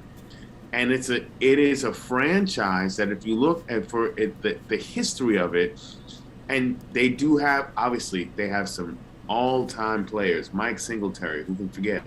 Walter Payton, who can forget? But then you look at what their success rate was as a team and what they did throughout history, and it is a super deep disappointment because they really haven't done shit. And they were one of the original teams, and their best quarterback, no shit, was Jim McMahon. And yeah. So speaking of terrible franchises and whatnot, the Lions will always find a way to lose. How about the ending of that one? The Lions actually had a shot to win against Baltimore. This is what I said. I said, how the Lions gonna fuck this up? Well, they did get some help. How the Lions gonna fuck this up? They did get a little bit of help. It wasn't. I can't even put that on the Lions. So that was wrong thinking. The Lions did not fuck that up. The refs did. Baltimore knew, just like what we said about Justin Tucker. Justin Tucker's the fucking GOAT. We get it. I mean, Gostowski, like winning and then Vinatieri, the pressure situation games. But in terms of just making a field goal, Justin Tucker's the GOAT. That's easy. Just making a fucking field goal. I gotta make a field goal. Let's make a field goal, y'all. Justin Tucker is that dude. Dude. And 66 yards. 66 yards to win the game. 66 yards. He was kicking from the opposite 44-yard line is where he kicked the ball from. That's fucking retarded. So, congratulations, my man. A couple things I love it for you. I love it for you. Couple things happened in this one though. On the late drive, in order to get into field goal position, there was a delay of game that was not called. That clock hit double zeros and stayed there for about 2 full seconds before they snapped the ball, and they did not catch it or call it. Lions gave up a 3rd and 19. Can't have that happen. Oh yeah. No. It wasn't 3rd. It was 4th. Even worse, 4th and 19. So then the other thing, Justin Tucker lines up for a 66-yard field goal. Now, conventional thinking is that you're going to have to drive it. But if I play golf, you can hit a stinger all you want, but it is not going to go farther than the one that you actually launch. So you still have to launch the football.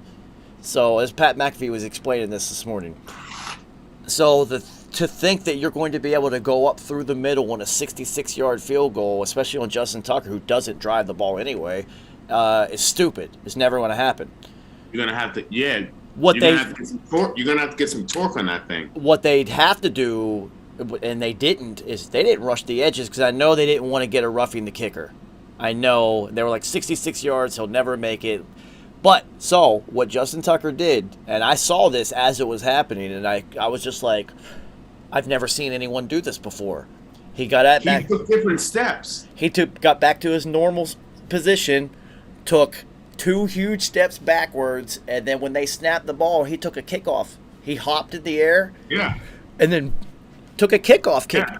Had they rushed from the corners, they had all the time in the world to actually get there. It would have been a really easy block because he took a full extra stride and a hop. And he knew they weren't coming because they were all going to be middle focused. And he knew they weren't coming. And he also knew they're not going to come around the edge because they don't want to give you another shot in 15 yards.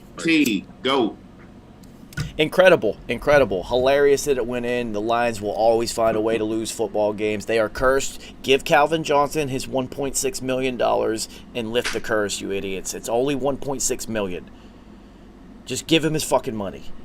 For the shit that he did, you had Night Train Lane. You had Mel Gray. You had Barry Sanders.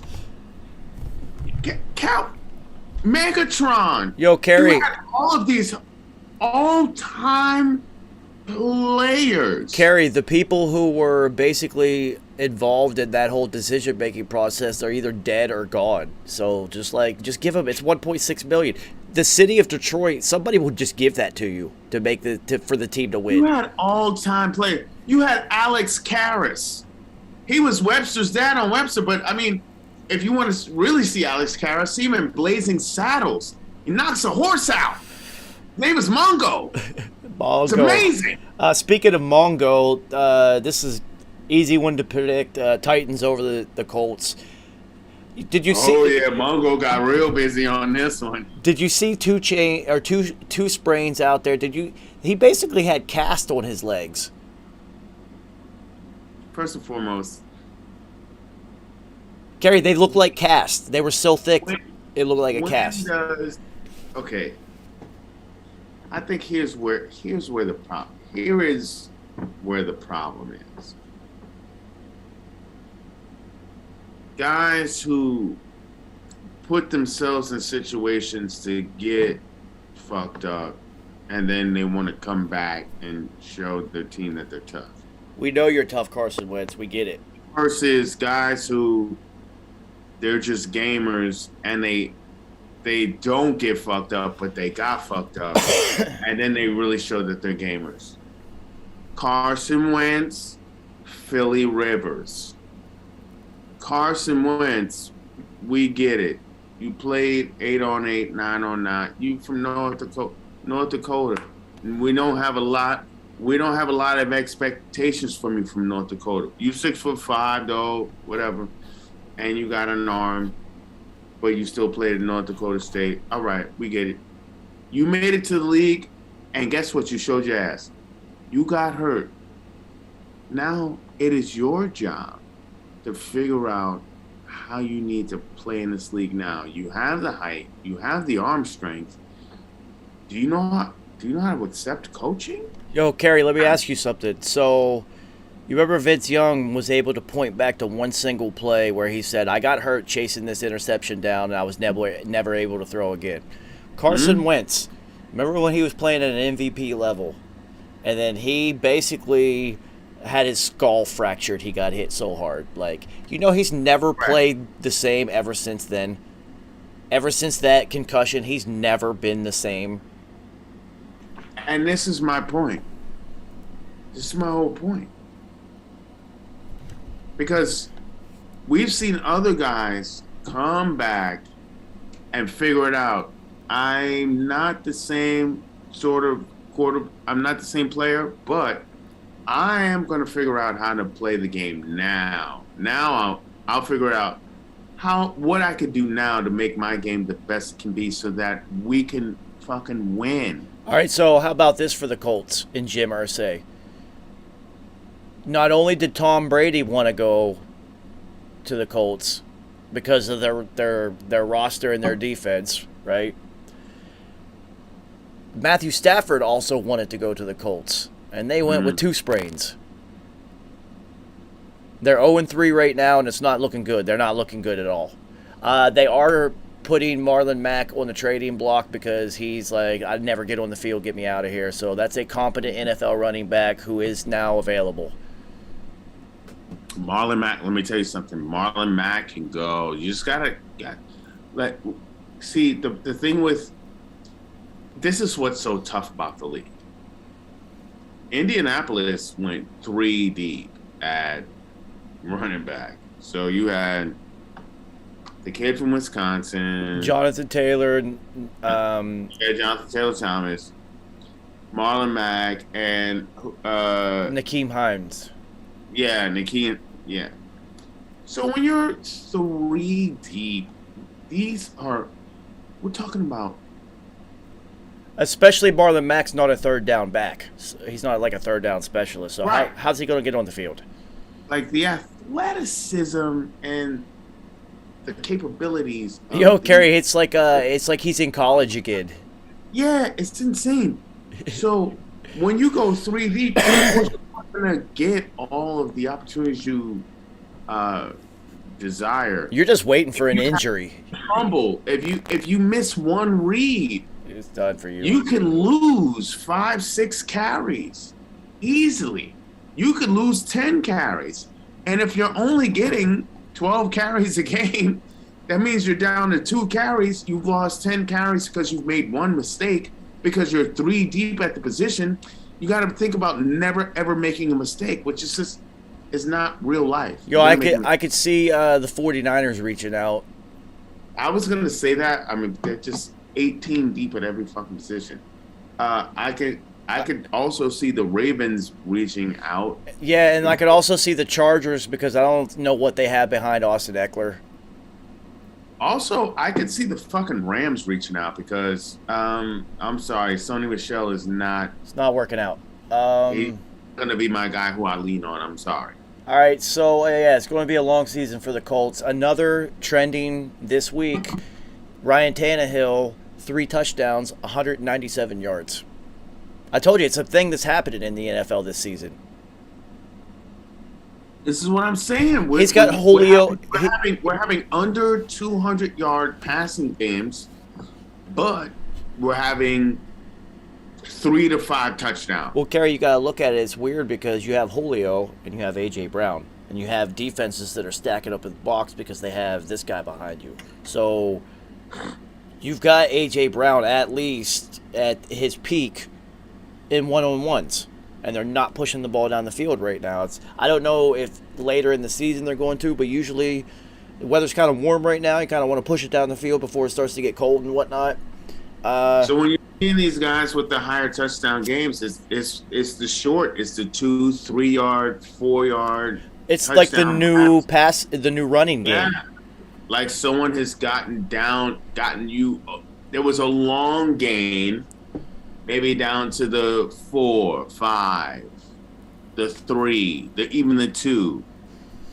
And then you have the quick, that quick bullshit toss. Well, they have that one, and then they have that toss shit, which is now a touchdown pass. they have the thing that Kansas City does, where they'll put Kelsey out by himself, and then they'll have like the second run tight end, and then 2 linemen come out and block. They'll be in motion, and then you just like chuck it to them real Well, quick. that That's they'll what also I'm saying. just they'll throw a quick screen to they'll him, do that shit. and Yes. all he has to do is lean forward because you have 3 linemen coming in front of you. So it's different. That's a college thing that's crept into the NFL. And they were talking about that today. Aaron Rodgers was talking about how the college game is diminishing quarterbacks' ability to be quarterbacks because the college game, the whole scheme is picked from the sideline. They just look and then just do whatever they're told. Quarterbacks aren't up at the line, changing protections, switching out of runs, doing things that you would traditionally do as a quarterback. It's all scheme oriented, and it's happening in the NFL now too. Especially with the younger quarterbacks. So it's like, which is why we're seeing a drop in play because people are not going up to the line, fucking prognosticating. Like, all right, let me do a little breakdown. Kerry, they're playing Madden. This is my job. No, they're playing Madden. It's not my job just to pass. I gotta break down what I see in front of me. They picked a play and they're running it. That's it. Fuck that. No. I wouldn't want to play quarterback if that was the case. What's the point? No, I know. So it's just that's a trend that's happening right now, and you're seeing, especially, there's only a few quarterbacks right now that are going down the field. Tom Brady does because he's got Godwin and Evans, and then Patrick Mahomes will, of course. Aaron Rodgers goes down the field. He's playing vertical. Josh Allen's definitely going vertical. Justin Herbert's the best quarterback who's ever lived, so you like that designation. Let me tell you, I was telling you about Justin fucking Herbert. I wanted him when he was still at Oregon. So, Kerry, I was talking to my brother today, and I told him, I was so mad. I was so mad. I was like, I wanted that guy. So I said, Justin Herbert is literally the best quarterback I have ever seen. He's not the most talented. He doesn't have the best arm. It's just every single one of his attributes in Madden are all 95s, completely straight down the board. I was like, God damn it, jeez. Of course, the guy who we are targeting decides to go Well, back. so this is the next game in the thing, and this is perfect. So, I didn't know this until today. So, towards the end of the game against the Chiefs, you never want to give Patrick Mahomes any time. Never. Right. So, football theory says you either kneel on the ball or just run a running play and make them burn their last time out, and then you try to score, right? Mm-hmm. So they went up with that intention.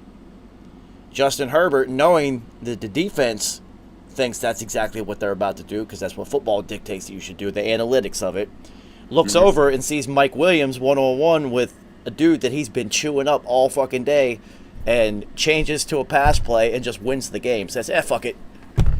It just wins it. Mm-hmm. That right there shows that's like he gets it. He will call his own number. He understands the flow of the game and whatnot. He was just like, nah, fuck that. We can win this right now. Fuck it. So that's a huge step to me. And that's what I'm saying. But he knows... His football IQ was never questioned.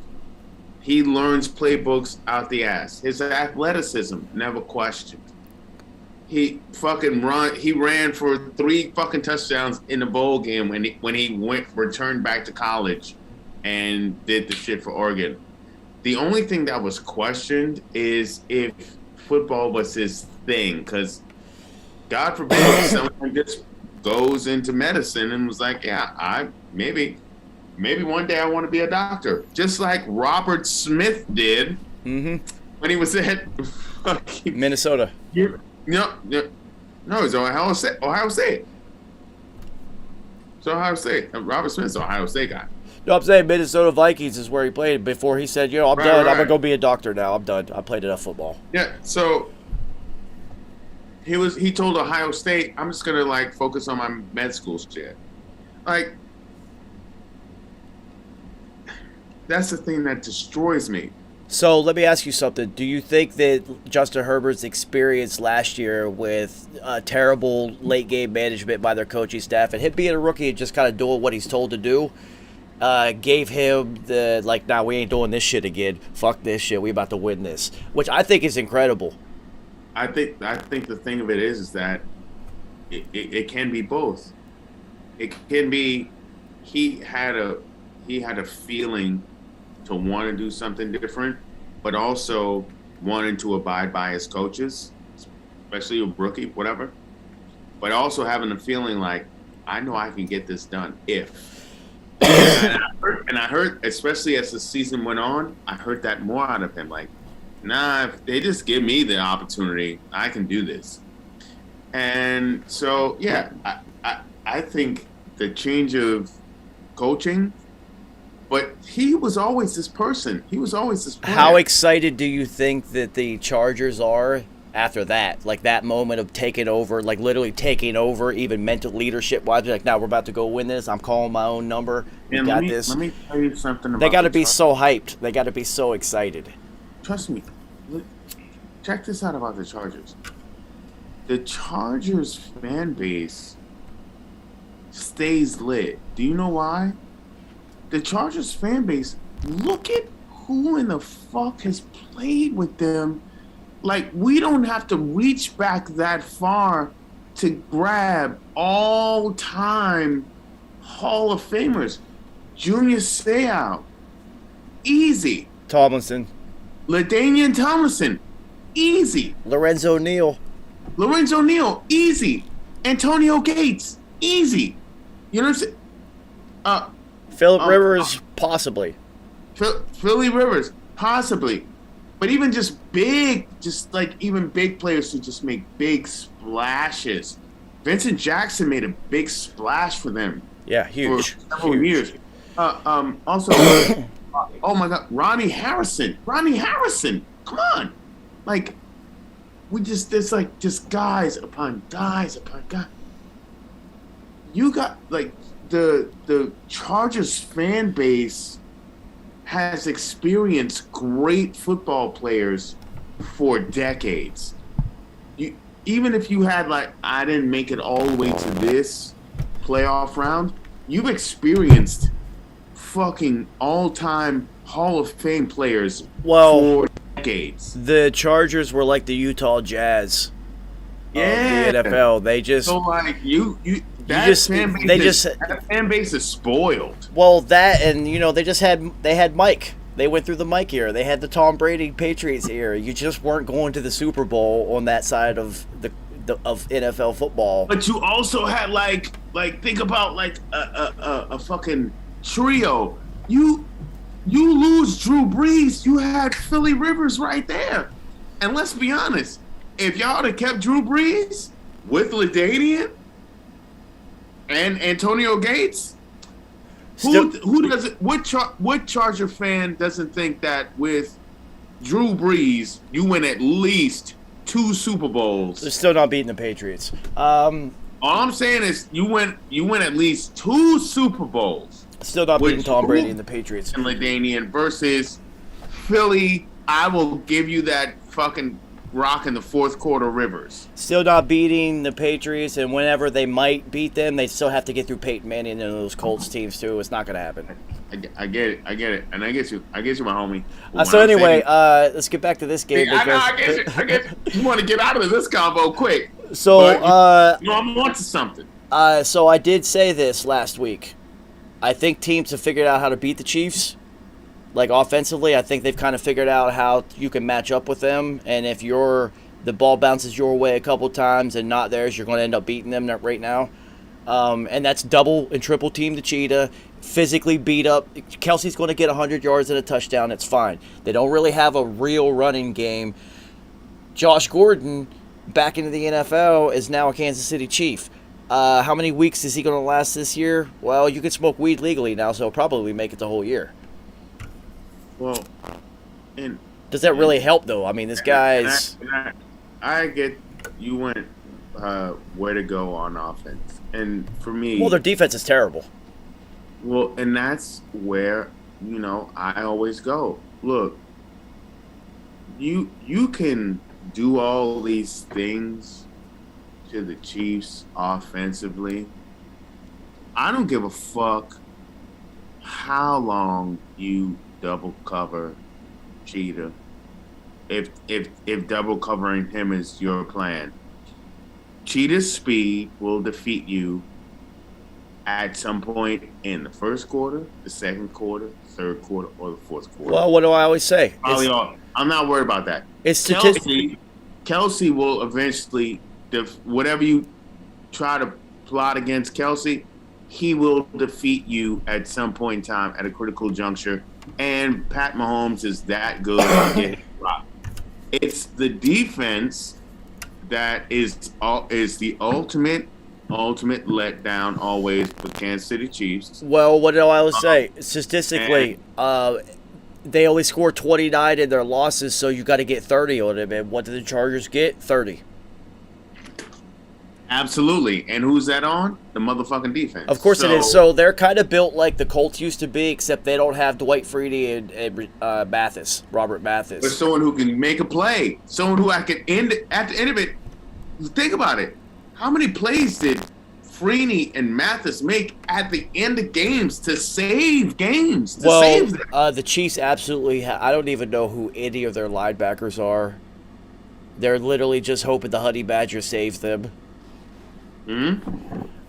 So good for the Chargers, though. This is a statement win for them. This legitimizes it. And I'm so happy that Honey Badger's back because he clearly makes a humongous difference. And that's how you know your defense is starving when one player stands out so massively. Now, is Honey Badger, can he be considered an all-time player?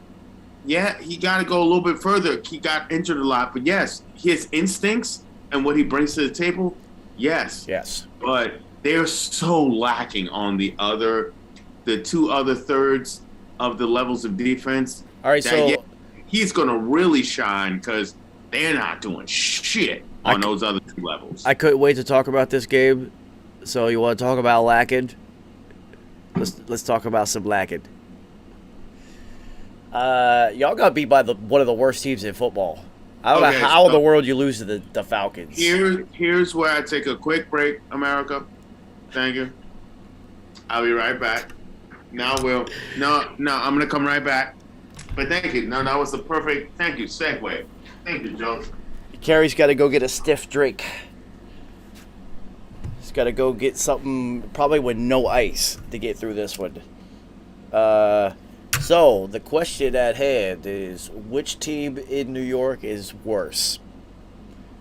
The Giants or the Jets? I wish Nice was here so we could actually have this debate.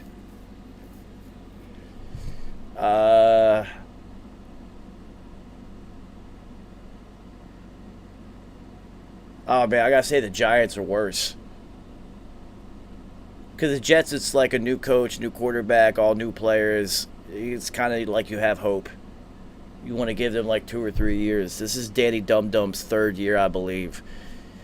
This shit ain't working out, man.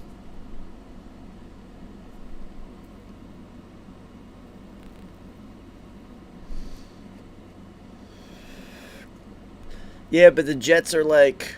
It's all new, man, so you want to give them a little bit of buffer, I guess, in your criticism. The Giants look terrible. The Daniel Jones thing. See, this is why Peyton Manning should not consider taking a GM job, because the two things that he's done that a GM would do in the NFL have been absolute and total fucking train wrecks.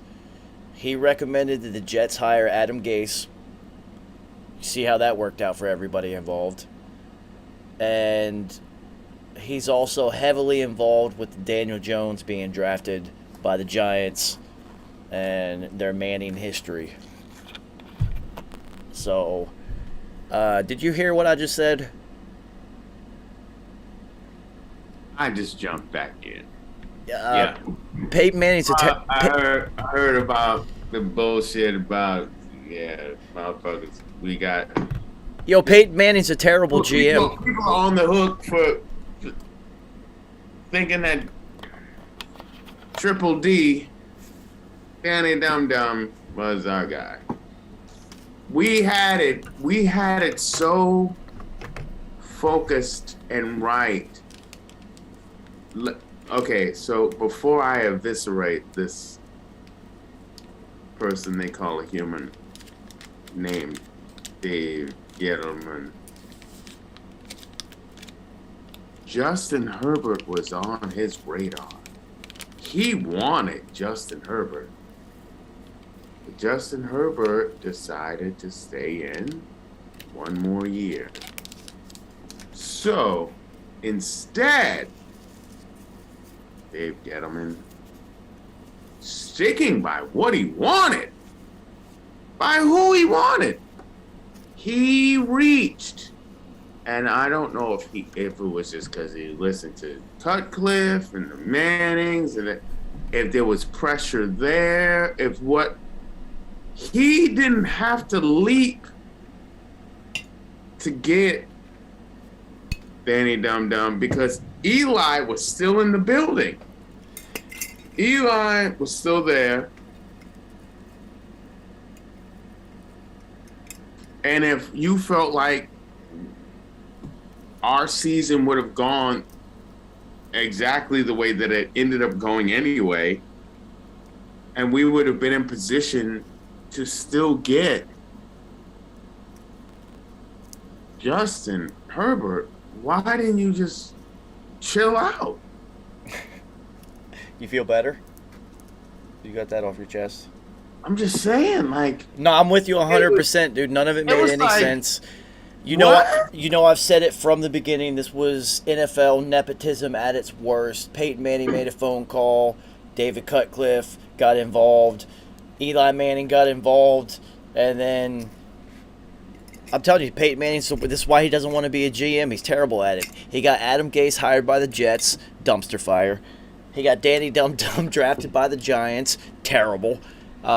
He can't do this. He can't do this. Just keep doing Monday Night Football, Peyton. It's awesome. Nobody actually watches ESPN for Monday Night Football. They watch your shit now. So, do you think you guys are worse than the Jets?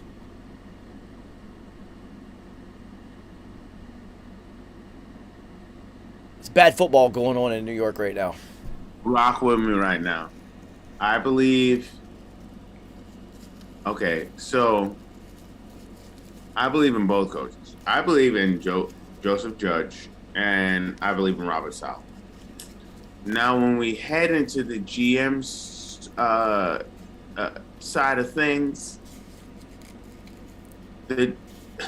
over the past 2 drafts, the Jets have outdrafted the Giants. That's what I said. The Jets have kind of some hope right now. If anyone knows football, you're going to understand exactly what I'm talking about.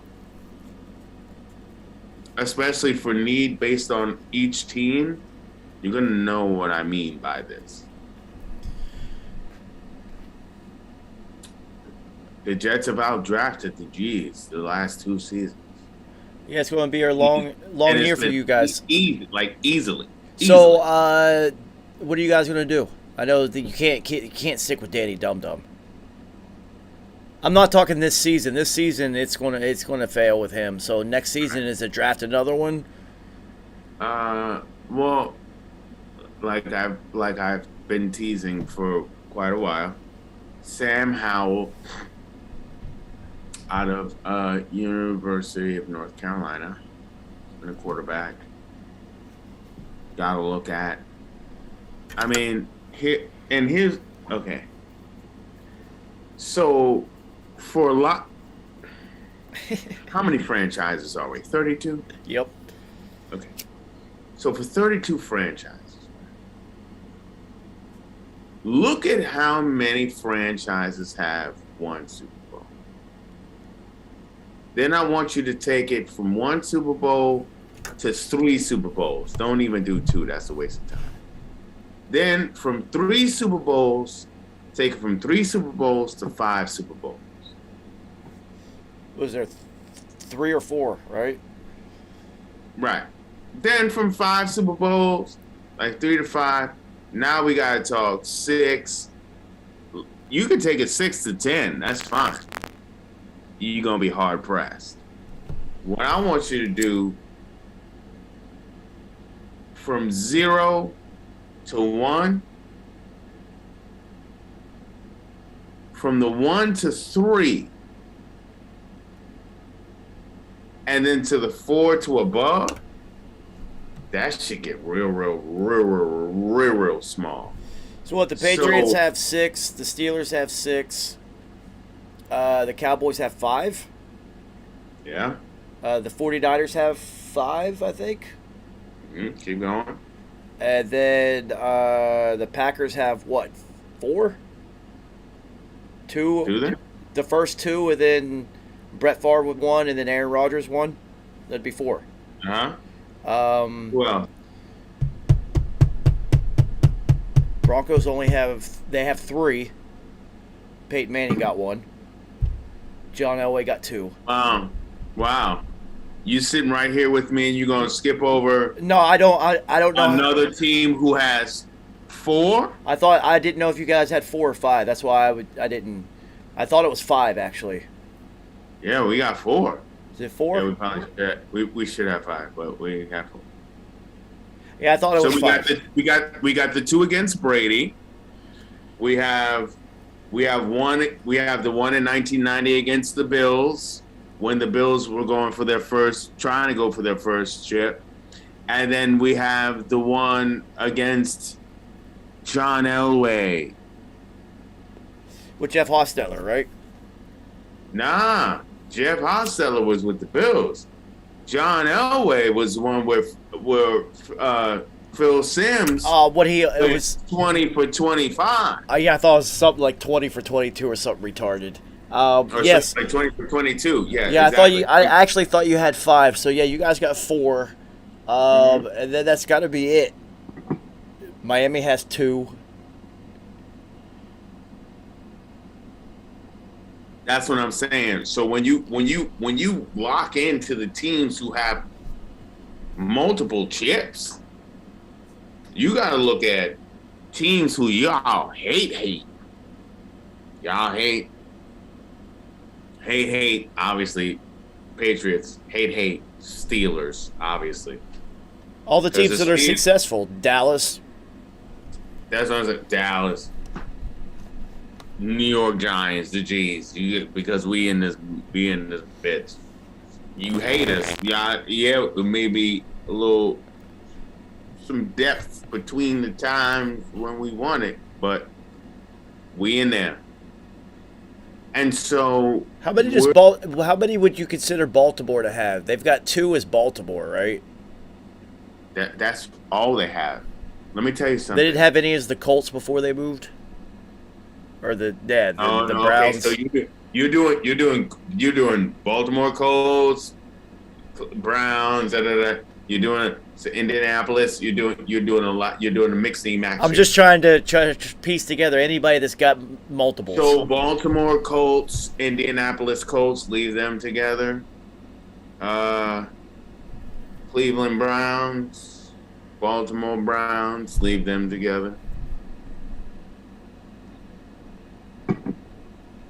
Cleveland Browns, Baltimore Ravens. The obviously Redskins. have to. Don't the Redskins have 3?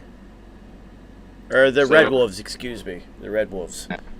So here's the thing. Joe Gibbs has 3, right? Or 2? So here's the thing. Let's talk about the most interesting thing it just came up. So the Cleveland Browns have NFL championships. Yes. The Cleveland Browns do not have a Super Bowl. The Baltimore Ravens Have 2 Super Bowls. have 2 Super Bowls. But that does not belong to Cleveland. It belongs to Baltimore. So the Bucks have 2 with last year's. Their defense won 1, and then they've got 2 now. So, so Joe Gibbs has 3, correct? In Washington. Yeah, so that's one that I forgot that had multiples. And then that's kind of it, dude. Seattle's got 1, should have had 2. Should have had 2, Seattle. Should have went back to back. That's y'all's fault. And this is a New England fan saying that, and he is absolutely correct. Yeah, should have. So, all right, let's get back to the games at hand. I think we all picked this one. Cincy over the Steelers. Big Ben is done. He's done. He is Evander Holyfield. He's in there just swinging wildly. Dude, they had 12 passes behind the line of scrimmage. 12. They had a safety. He threw a safety. He threw a pass that was a safety. That's fucking incredible. Najee Harris had 12 catches, dude. 14. He can't throw it farther than 8 yards down the field, and they don't have anybody behind him. Because that is the run game. So you whatever catches or looks Najee Harris had, that's all the running game. Of course it is, because they don't have a really good offensive line, but he can't throw it down the field either, so they can't take advantage of Claypool and Juju, and the other kid was out. What's his name?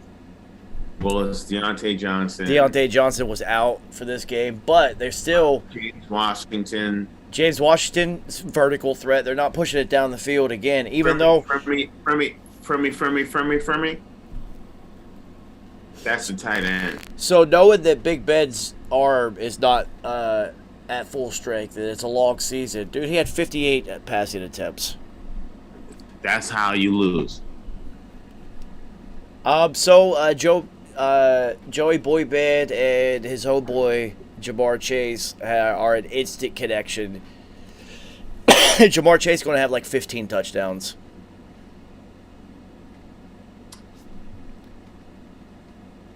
Joseph Boy Bannon's like, how you like it?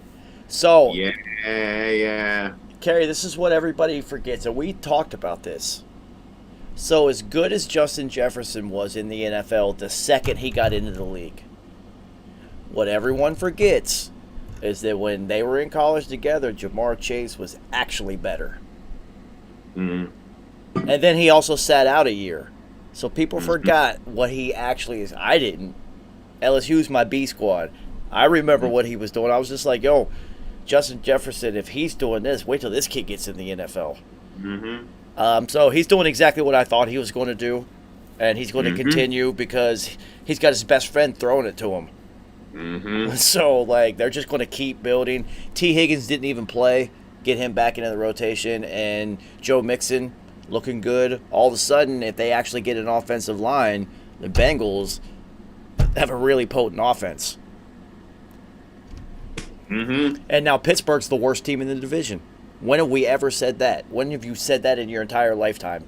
Who's the worst quarterback in that division? Easily, Big Ben.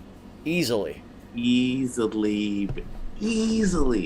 And listen, did you hear how he said that? Easily. No hesitation. Wasn't even a fucking slip. No, easily. Easily, It's because easily Big Ben. Baltimore's got an MVP. Yeah. Baker Mayfield is playing lights out like everyone, like I always knew he could. This is not even a question. It's easily Big Ben. And It's then- not even a question right now. Dude, Not even a question. Joey Boyband is the new Joe Namath. Like, Hmm? he belongs. Going to be a long season for the Steelers. They might have their first losing season under Mike Tomlin. Well, I'm not going to wish that upon him. But what I will say is that in all the existing years that they've been around, 3 coaches, Yeah, I know, it's incredible. and he's never had a losing record. I mean, Well, it's not like he's on the hot seat at all. I'm not even going to say that he is going to, but even if he did, check my man's resume. Dude, This guy figures out how to win with guys who are professional duck callers to feed families. and Dude, not- so the hoodie had a couple losing seasons on his resume. Of course. So, like, what Tomlin has done, and it's funny, growing up close to Pittsburgh, there are so many Pittsburgh Steelers fans that cannot stand Tomlin. And I'm just like, do you not understand that you guys had to... Which speaks to something completely different because it doesn't compute. Well, they failed to realize that they had to go through Tom Brady, who had a particular knack for beating Pittsburgh. His all-time record against Pittsburgh is something like 16-3 or something absolutely retarded.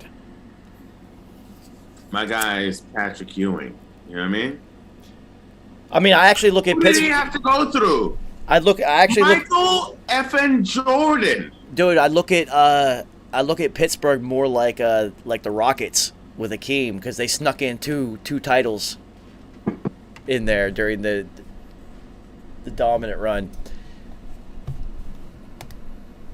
And who that has ever seen Hakeem Olajuwon play doesn't say that dude is one of the greatest to ever pick a basketball up ever in the history. Easily. So it's like, so wait, if you're saying that guy was one of the greatest to ever do it, and he only has how many titles? Wait, how come he only has that many titles? And then you look at the era in which he played. Same thing for the And Steelers. all the other mitigating factors.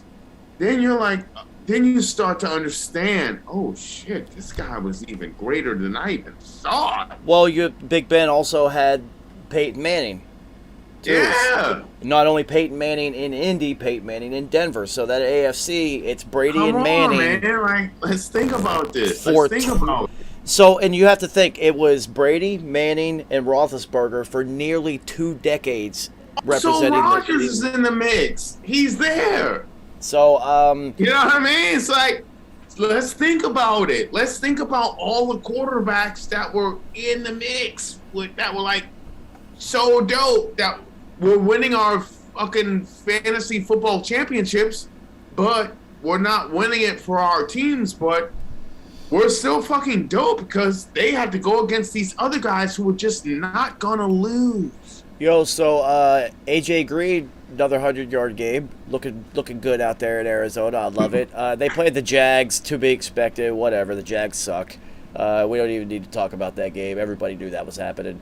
This other game that we don't even need to talk about. You also know how I feel about AJ Green. Yeah. Well, you know, I love that guy. He's like Greg Jennings, AJ Green. These are my favorite. Torrey Holt. These are my favorite guys. So Broncos blow out the Jets. Zach Wilson looks terrible. This guy is throwing picks all over the fucking field. He is like overthrowing everybody. He's trying to win with his arm talent on every throw. He had 24-year-olds blocking for him in a college game. Yeah, he had all the time in the world. Which makes so anyone who shits on Jim McMahon or Ty Detmer, I give Ty Detmer his props too. Jim McMahon or Ty Detmer, because they both played for BYU. Steve Young. You know, you have an offensive line that could also, like, they're going to be 24, 25 years old. Steve Young. Steve Young, yeah, okay. Also Steve Young, yes. Yeah, he was the most successful one. He's actually the only one that actually had, like, Hall of Fame level success out of BYU. He would, well, yeah, I will say that, but also, I'm still fucking with Jim McMahon and Ty Detmer. Ty Detmer, at his time, ended up having the most passing yards ever. Right? And Jim McMahon did his stint in fucking Provo. Oh, I think it was like right on the heels of Steve Young. Yeah, so it was. I think he was like right after Steve Young. Okay. It was because you got to remember Steve Young, the USFL days, and then Tampa. Obviously, Steve Young is like obviously goated, but doesn't take away from my two guys, which just shows the passing of the line. So, dude, they got shut out again. They suck.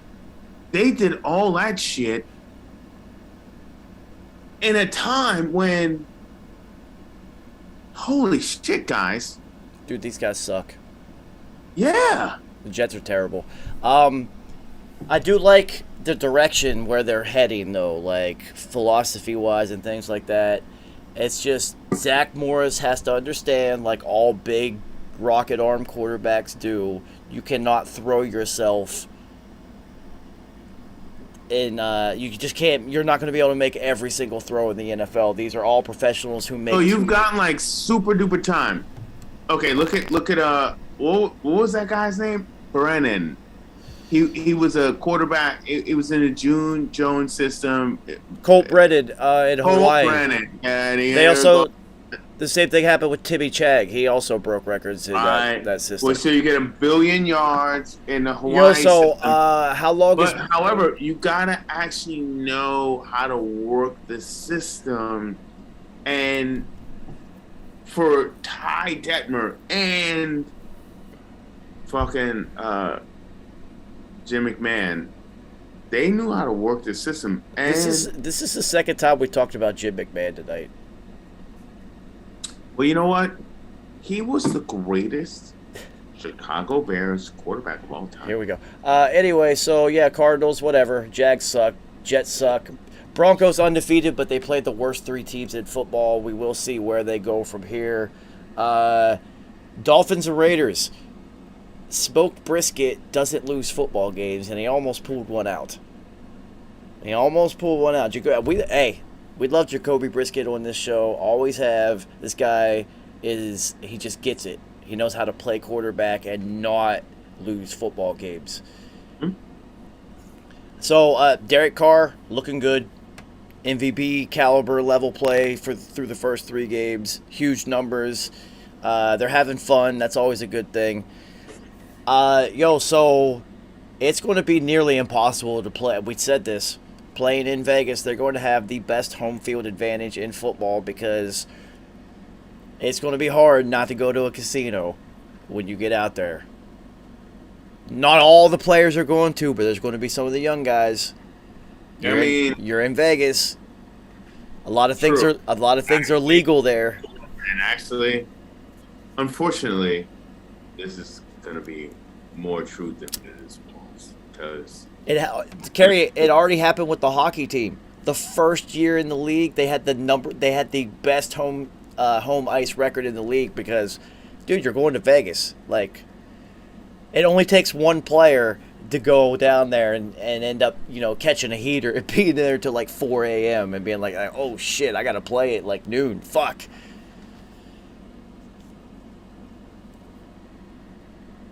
it's a true situation. What can I say? And Derek Carr is all about Jesus, so the Vegas means nothing to him except a place where he plays football. Hail Mary is always open, ladies. Tua is not the answer, clearly, for the Dolphins. Dude, he doesn't have the body to play like he wants to. He can't do this.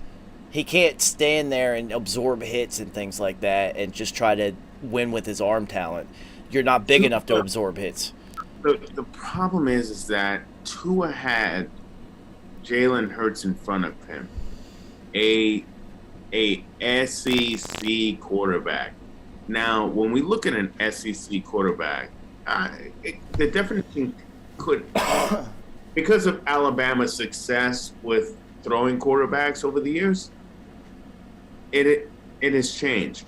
But the SEC quarterback has been able to run. There's been like a swath of SEC quarterbacks that have been able to run.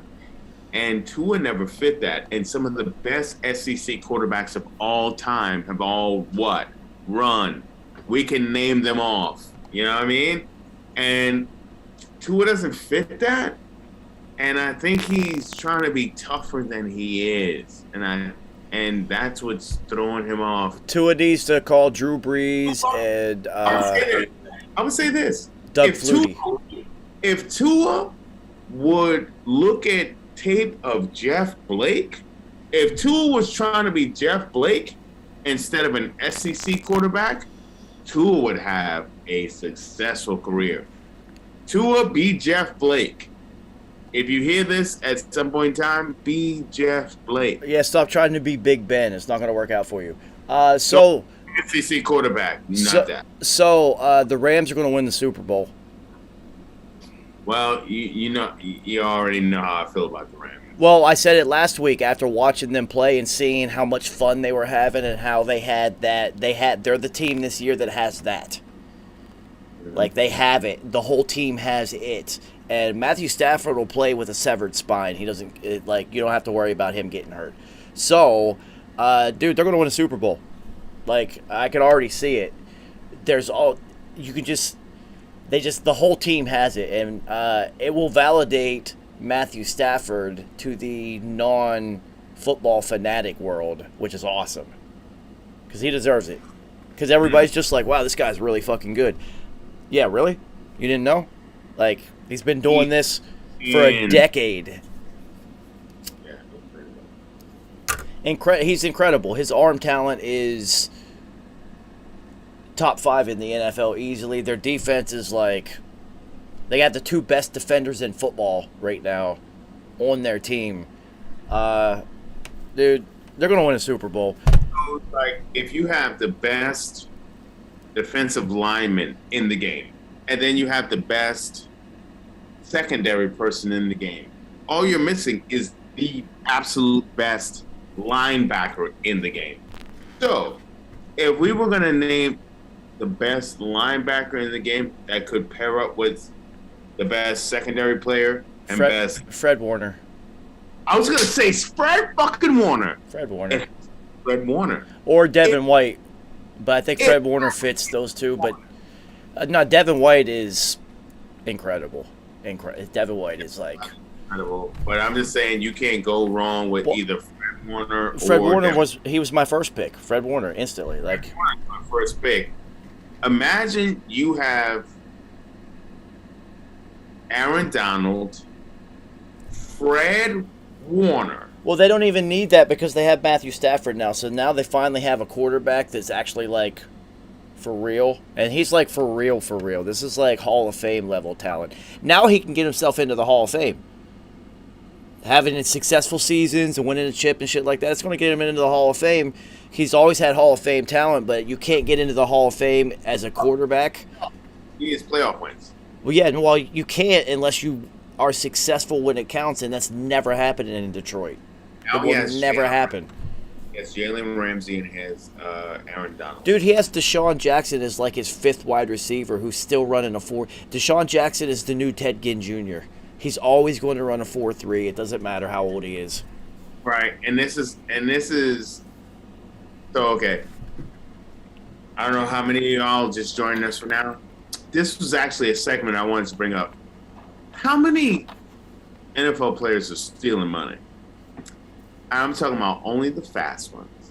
So when you run a certain 40-yard dash, when you possess a certain amount of speed, You always have a job.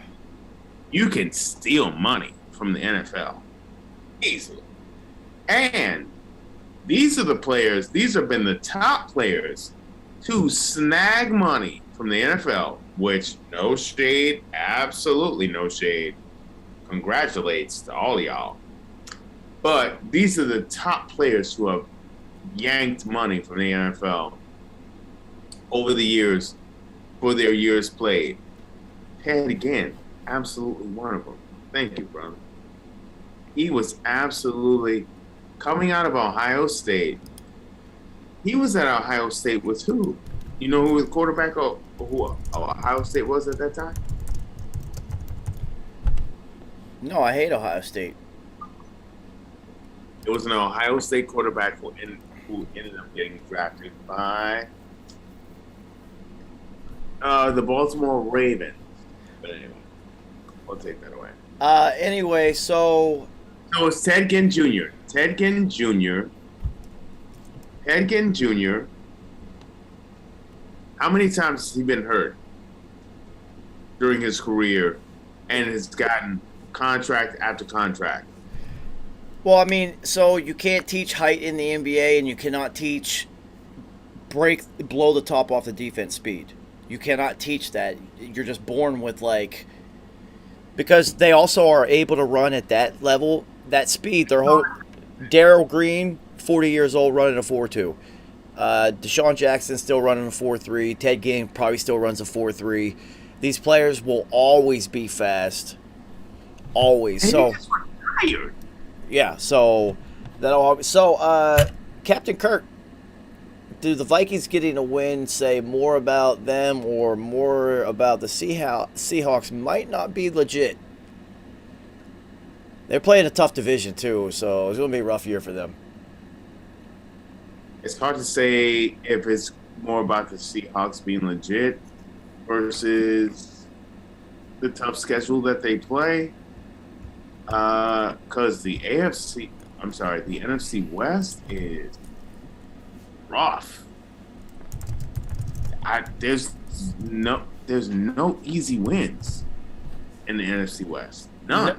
None at all. So I don't know. They're both now 1-2, so it feels like they're 1-2, but going in different directions. So you're looking at players. Who do I depend on? Can I depend on Russ to pull out a win in one of these games or what? So DK Metcalf said that he has to stop letting defenders get into his head. So apparently you could talk to DK Metcalf and get him off his game. He even said that. Okay. You know who I had a big problem? Oh, This was my big problem with who? Why you look at me like that? Because you know who my problem with this was? This was Odell Beckham with the blonde hair. When Odell Beckham Jr. had a problem with Josh Norman, guess who won?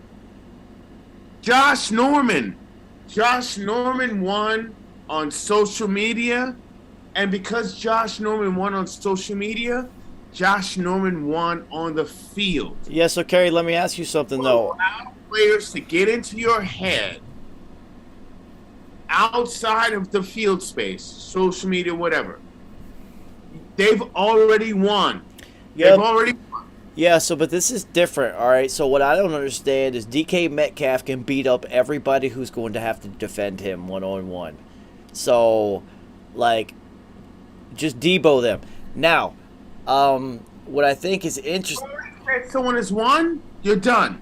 No, but so what I find interesting is in the pecking order of you're going to defend the Seahawks, since Tyler Lockett is moving around so much and DK Metcalf is primarily an outside vertical threat and a end zone or a red zone threat, he's going to have to face the number one corner at all times. And they are going to be talking shit because they're number one corners. They're never going to stop. That's what they do. Corners, you have to. That's part of the game. You have to break this person in front of you. Mm-hmm. So, it's funny that he said that because it's like, why would you let that out that they're getting into your head? Why would you say that to the media? Right. Because now I'm talking all types of shit to him. Like, right. That makes no sense unless it's just some deeper ploy. It can't be. I think he just, I think it was just a Freudian slip where he's just so frustrated he kind of just let it out. Like, get into whatever. So, did you think for 1 second when Aaron Rodgers and the Packers got the ball back with 37 seconds that they were not going to win that game? The whole world knew it. Like, like it was so obvious. Yo, what's hilarious, Kerry? Played quarterback before my life.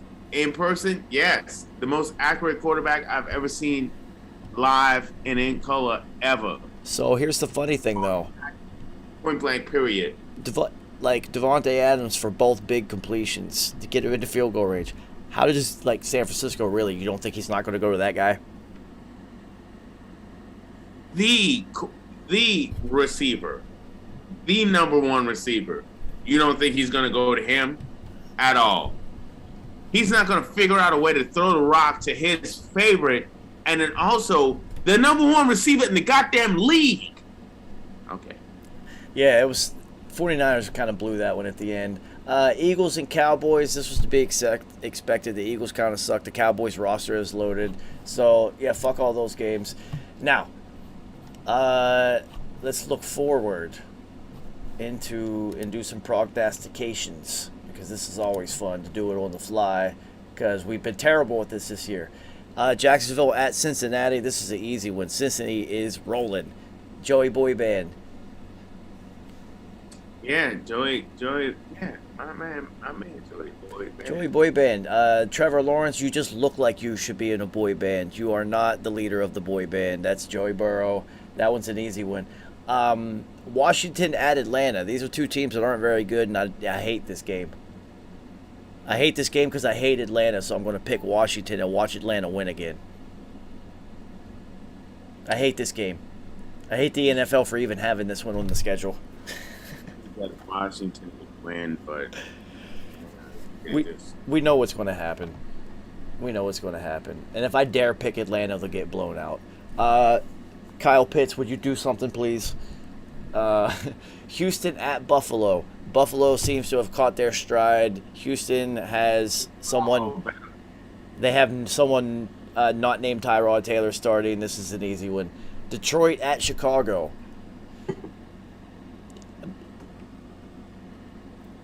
I mean, this is another terrible football game. Chicago should win because they're better, but actually Detroit has been in games in every single one of their games and should have won, should have beat Baltimore. 66-yard miracle field goal. I think I'm actually going to roll with Detroit. Oh, which players on which team belong to the stronger game? Yeah, I'm going with Detroit. I never thought I'd say that in my life. Carolina at Dallas. This is interesting.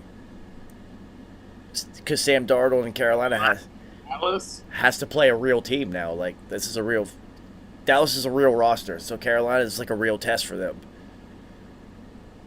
You can beat the Jets all you want. This is different. This is like playoff caliber roster. Macaroni time. I'm going to go with Dallas because Dak is playing really well. The offense is going to be tough to stop because Tony Pollard is like really good. He's like really good. He is good. He's like really good. So that running back room is no issue because if Zeke's not getting it done, just put this guy in. So Indy at Miami. Jesus, there's a lot of bad football games this week. Ooh, that's tough. Indy at Miami. I'm going with Miami because Jacoby Briskett's going to be starting. And he used to play it for the Colts, and they let him go for Carson Wentz. This is Jacoby's get-back game. Oh, I'm definitely going with the Dolphins. Well, I gotta hold this one. We're in the league together, so it's all good. So Cleveland at Minnesota. Cleveland at Minnesota. The Browns. This is an easy one. The Browns are rolling. They're too good. They're too talented. They're too loaded. But this is the type of game that Captain Kirk wins that makes you believe that he's a real quarterback, and I hate these games from him. That's true. I'm still going with Cleveland, though. Yeah, that makes sense. Dude, because even if like either of their running backs get hurt, you still have one of the best running backs in football just to carry the load by himself. Like, they're so loaded. Yeah, they're dope. Yeah. And their defense is stacked too. So G-Men at New Orleans. Jameis Winston, J.R. Smith Winston himself going to get another one? Probably. You guys don't look very good. Wow. Cut me right in my face. Well, New Orleans' defense is really good too, though. Yeah. So Yeah. I can't argue against. Aren't you guys down a receiver right now? Slayton. Is Slayton active right now? We're down Slayton. We're down Blake Martinez. Yeah, it's a lot. See, yeah, and it's in New Orleans. You know, always tough. It's loud there. And the Giants historically. So this is a game that we actually talked about going to because it would be hilarious, and it's definitely going to be hilarious now. You know how cheap these tickets are going to be? Tennessee is coming to town to play the Jets. These tickets are going to be like $10. Nobody's going to want to go to this game, dude. We can go to this one for free almost.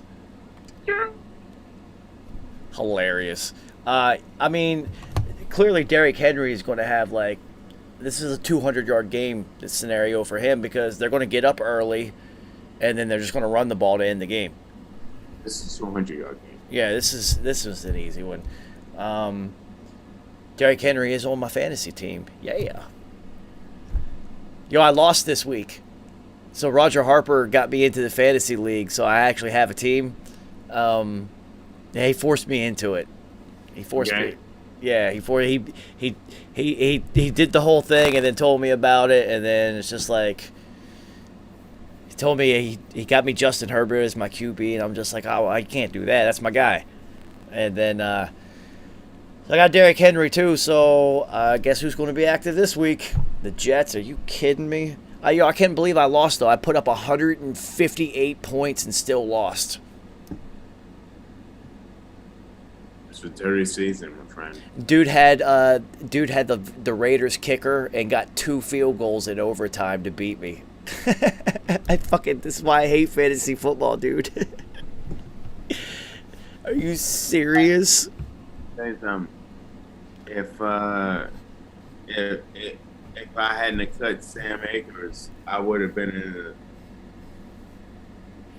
championship, and I would have beaten the guy who would have had Alvin Kamara when he scored 6 touchdowns. It wouldn't have mattered.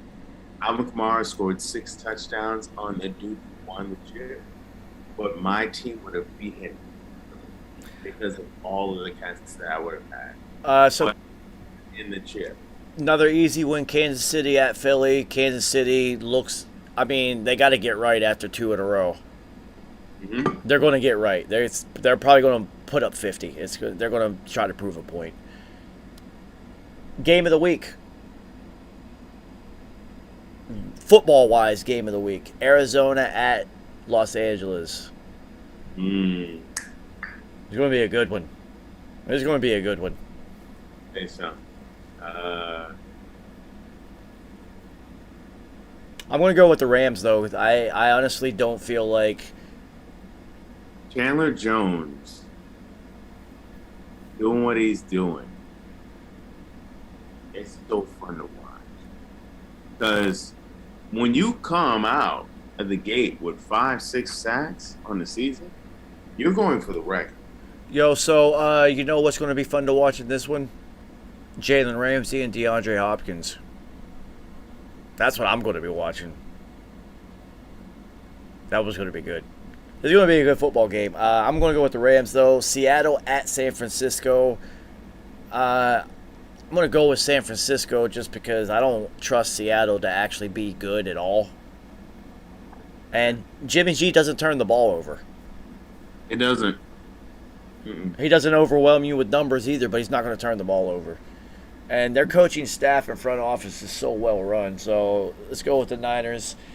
Baltimore at Denver. Interesting football game. Denver gets to play a real football team for the first time this season.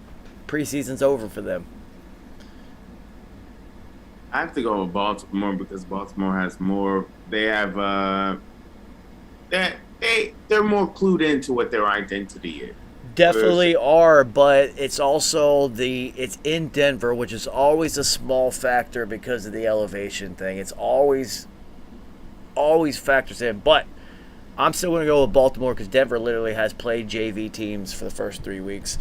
Pittsburgh at Green Bay. This is easy. Green Bay's going to dominate them. Pittsburgh fucking sucks. And I don't think TJ Watt's going to be playing this week either, so they're terrible. Second game of the week, and it's only because it's Tom and Gronk going back to New England for the first time. This is a Tampa Bay team that is going to be looking to make a statement in New England against a bad football team. Tampa might put up 50. They might put up 50 on purpose. Yeah. And Bruce Arians is the type of coach to be like, nah, yeah, fuck Bill.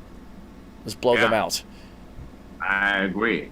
Plus, it sucks that it's a Sunday night game because for the daily fantasy football, that means Mike Evans will not be available this week because he's going to have at least 2 touchdowns because he was pissed off last week, and Tom always answers the next week by just feeding whoever is pissed off touchdowns. So this is easy, though. Tampa's going to blow them out. They're going to blow them out. It doesn't matter what Bill does. Tom will not lose this game. This is one of those scenarios. It's impossible. He will not lose. And then Monday Night Football is a good one. Vegas at the Chargers. My guy. I'm rolling with the Justin Herbert train, and I always will. I always will. Last week, I should have picked them over the Chiefs, and I wanted to. I just didn't know about the late, if they had ever figured out the late game scenario, and late game, Patrick Mahomes usually comes out on top. So I went with the football analytics side. Stupid. Should have went with the Justin Herbert fandom. This guy's the truth. Interesting game, though. This will be a good one. It's going to suck because I do Bob Deep Monday, so I will be watching football on this screen and trying to, do my thing on the other screen. So, standings right now. Buffalo on top of their division, easily the best team in their division. They're going to win that one. That one's easy. I don't look at any of those teams underneath of them going to the playoffs with a wild card spot. AFC North, the Bengals, Ravens, and Browns are all 2-1, and the Steelers suck. I could see all three of those teams actually getting into the playoffs. I think the Bengals are going to win more games than any of us picked, and I can see them all actually get it, with two of them getting wild card spots. I think Cleveland's going to end up winning that division. They're just so talented. They're so fucking talented. How could you not? Yeah. And it's not like they're new with each other. They're talented. They've been with each other for a couple of years now. So it's like the time for them to make a run. AFC South. It's Tennessee, and then everyone else is terrible. It's very definitive this early on. Now, interesting though, AFC West is the Chiefs have the worst record in the AFC West. They're 1-2, and the Raiders and Broncos are 3-0, and the Chargers are 2-1. So that's hilarious that they are that behind the ball right now, because I don't expect Denver to continue this level of play. But I do expect the Chargers to continue this though. So the Chiefs might have to get in with the wild card spot, and depending on how Cincinnati, if they just eke out like 12 wins out of nowhere, maybe there isn't a wild card spot available. That would be hilarious if the Chiefs don't make it. So your division, the Cowboys are now 2-1. I said that the Cowboys were going to win. Yeah, we all said this. Washington doesn't look as good as they did. No. Nobody fucked with me on that one. I said it. I was the only one who said that. Nobody fucked with me on that one. Anyway, Washington's defense doesn't look the same as it did last year. That's for sure. Everybody went Washington. Yeah. So I was the only one who fucked with Dallas. So, yeah. Well, we also didn't know if Dak's leg was actually going to work again. Well, I felt like it would. So, yeah. NFC North, another terrible division, and the Packers are back on track to be the Packers. Yeah, they're going to blow everyone out on that one. That one's easy. NFC South is funny because the Panthers are on top right now at 3-0. But it's Tom and Tampa. Whatever. Good luck, everybody else. Yeah, it's still early. So then, this is where the fun begins. NFC West. Rams are 3-0. The Cardinals are 3-0. The Niners are 2-1. And Seattle, whatever, they suck. It's going to be too hard in that division for them to be relevant. The Rams are the best team in football. The Cardinals look like they have figured it out. Yeah, so fucking coming. And then the Niners are completely solid across the board, including coaching staff and front office. So the Rams and Cardinals this week is going to be fucking awesome. That's going to be like...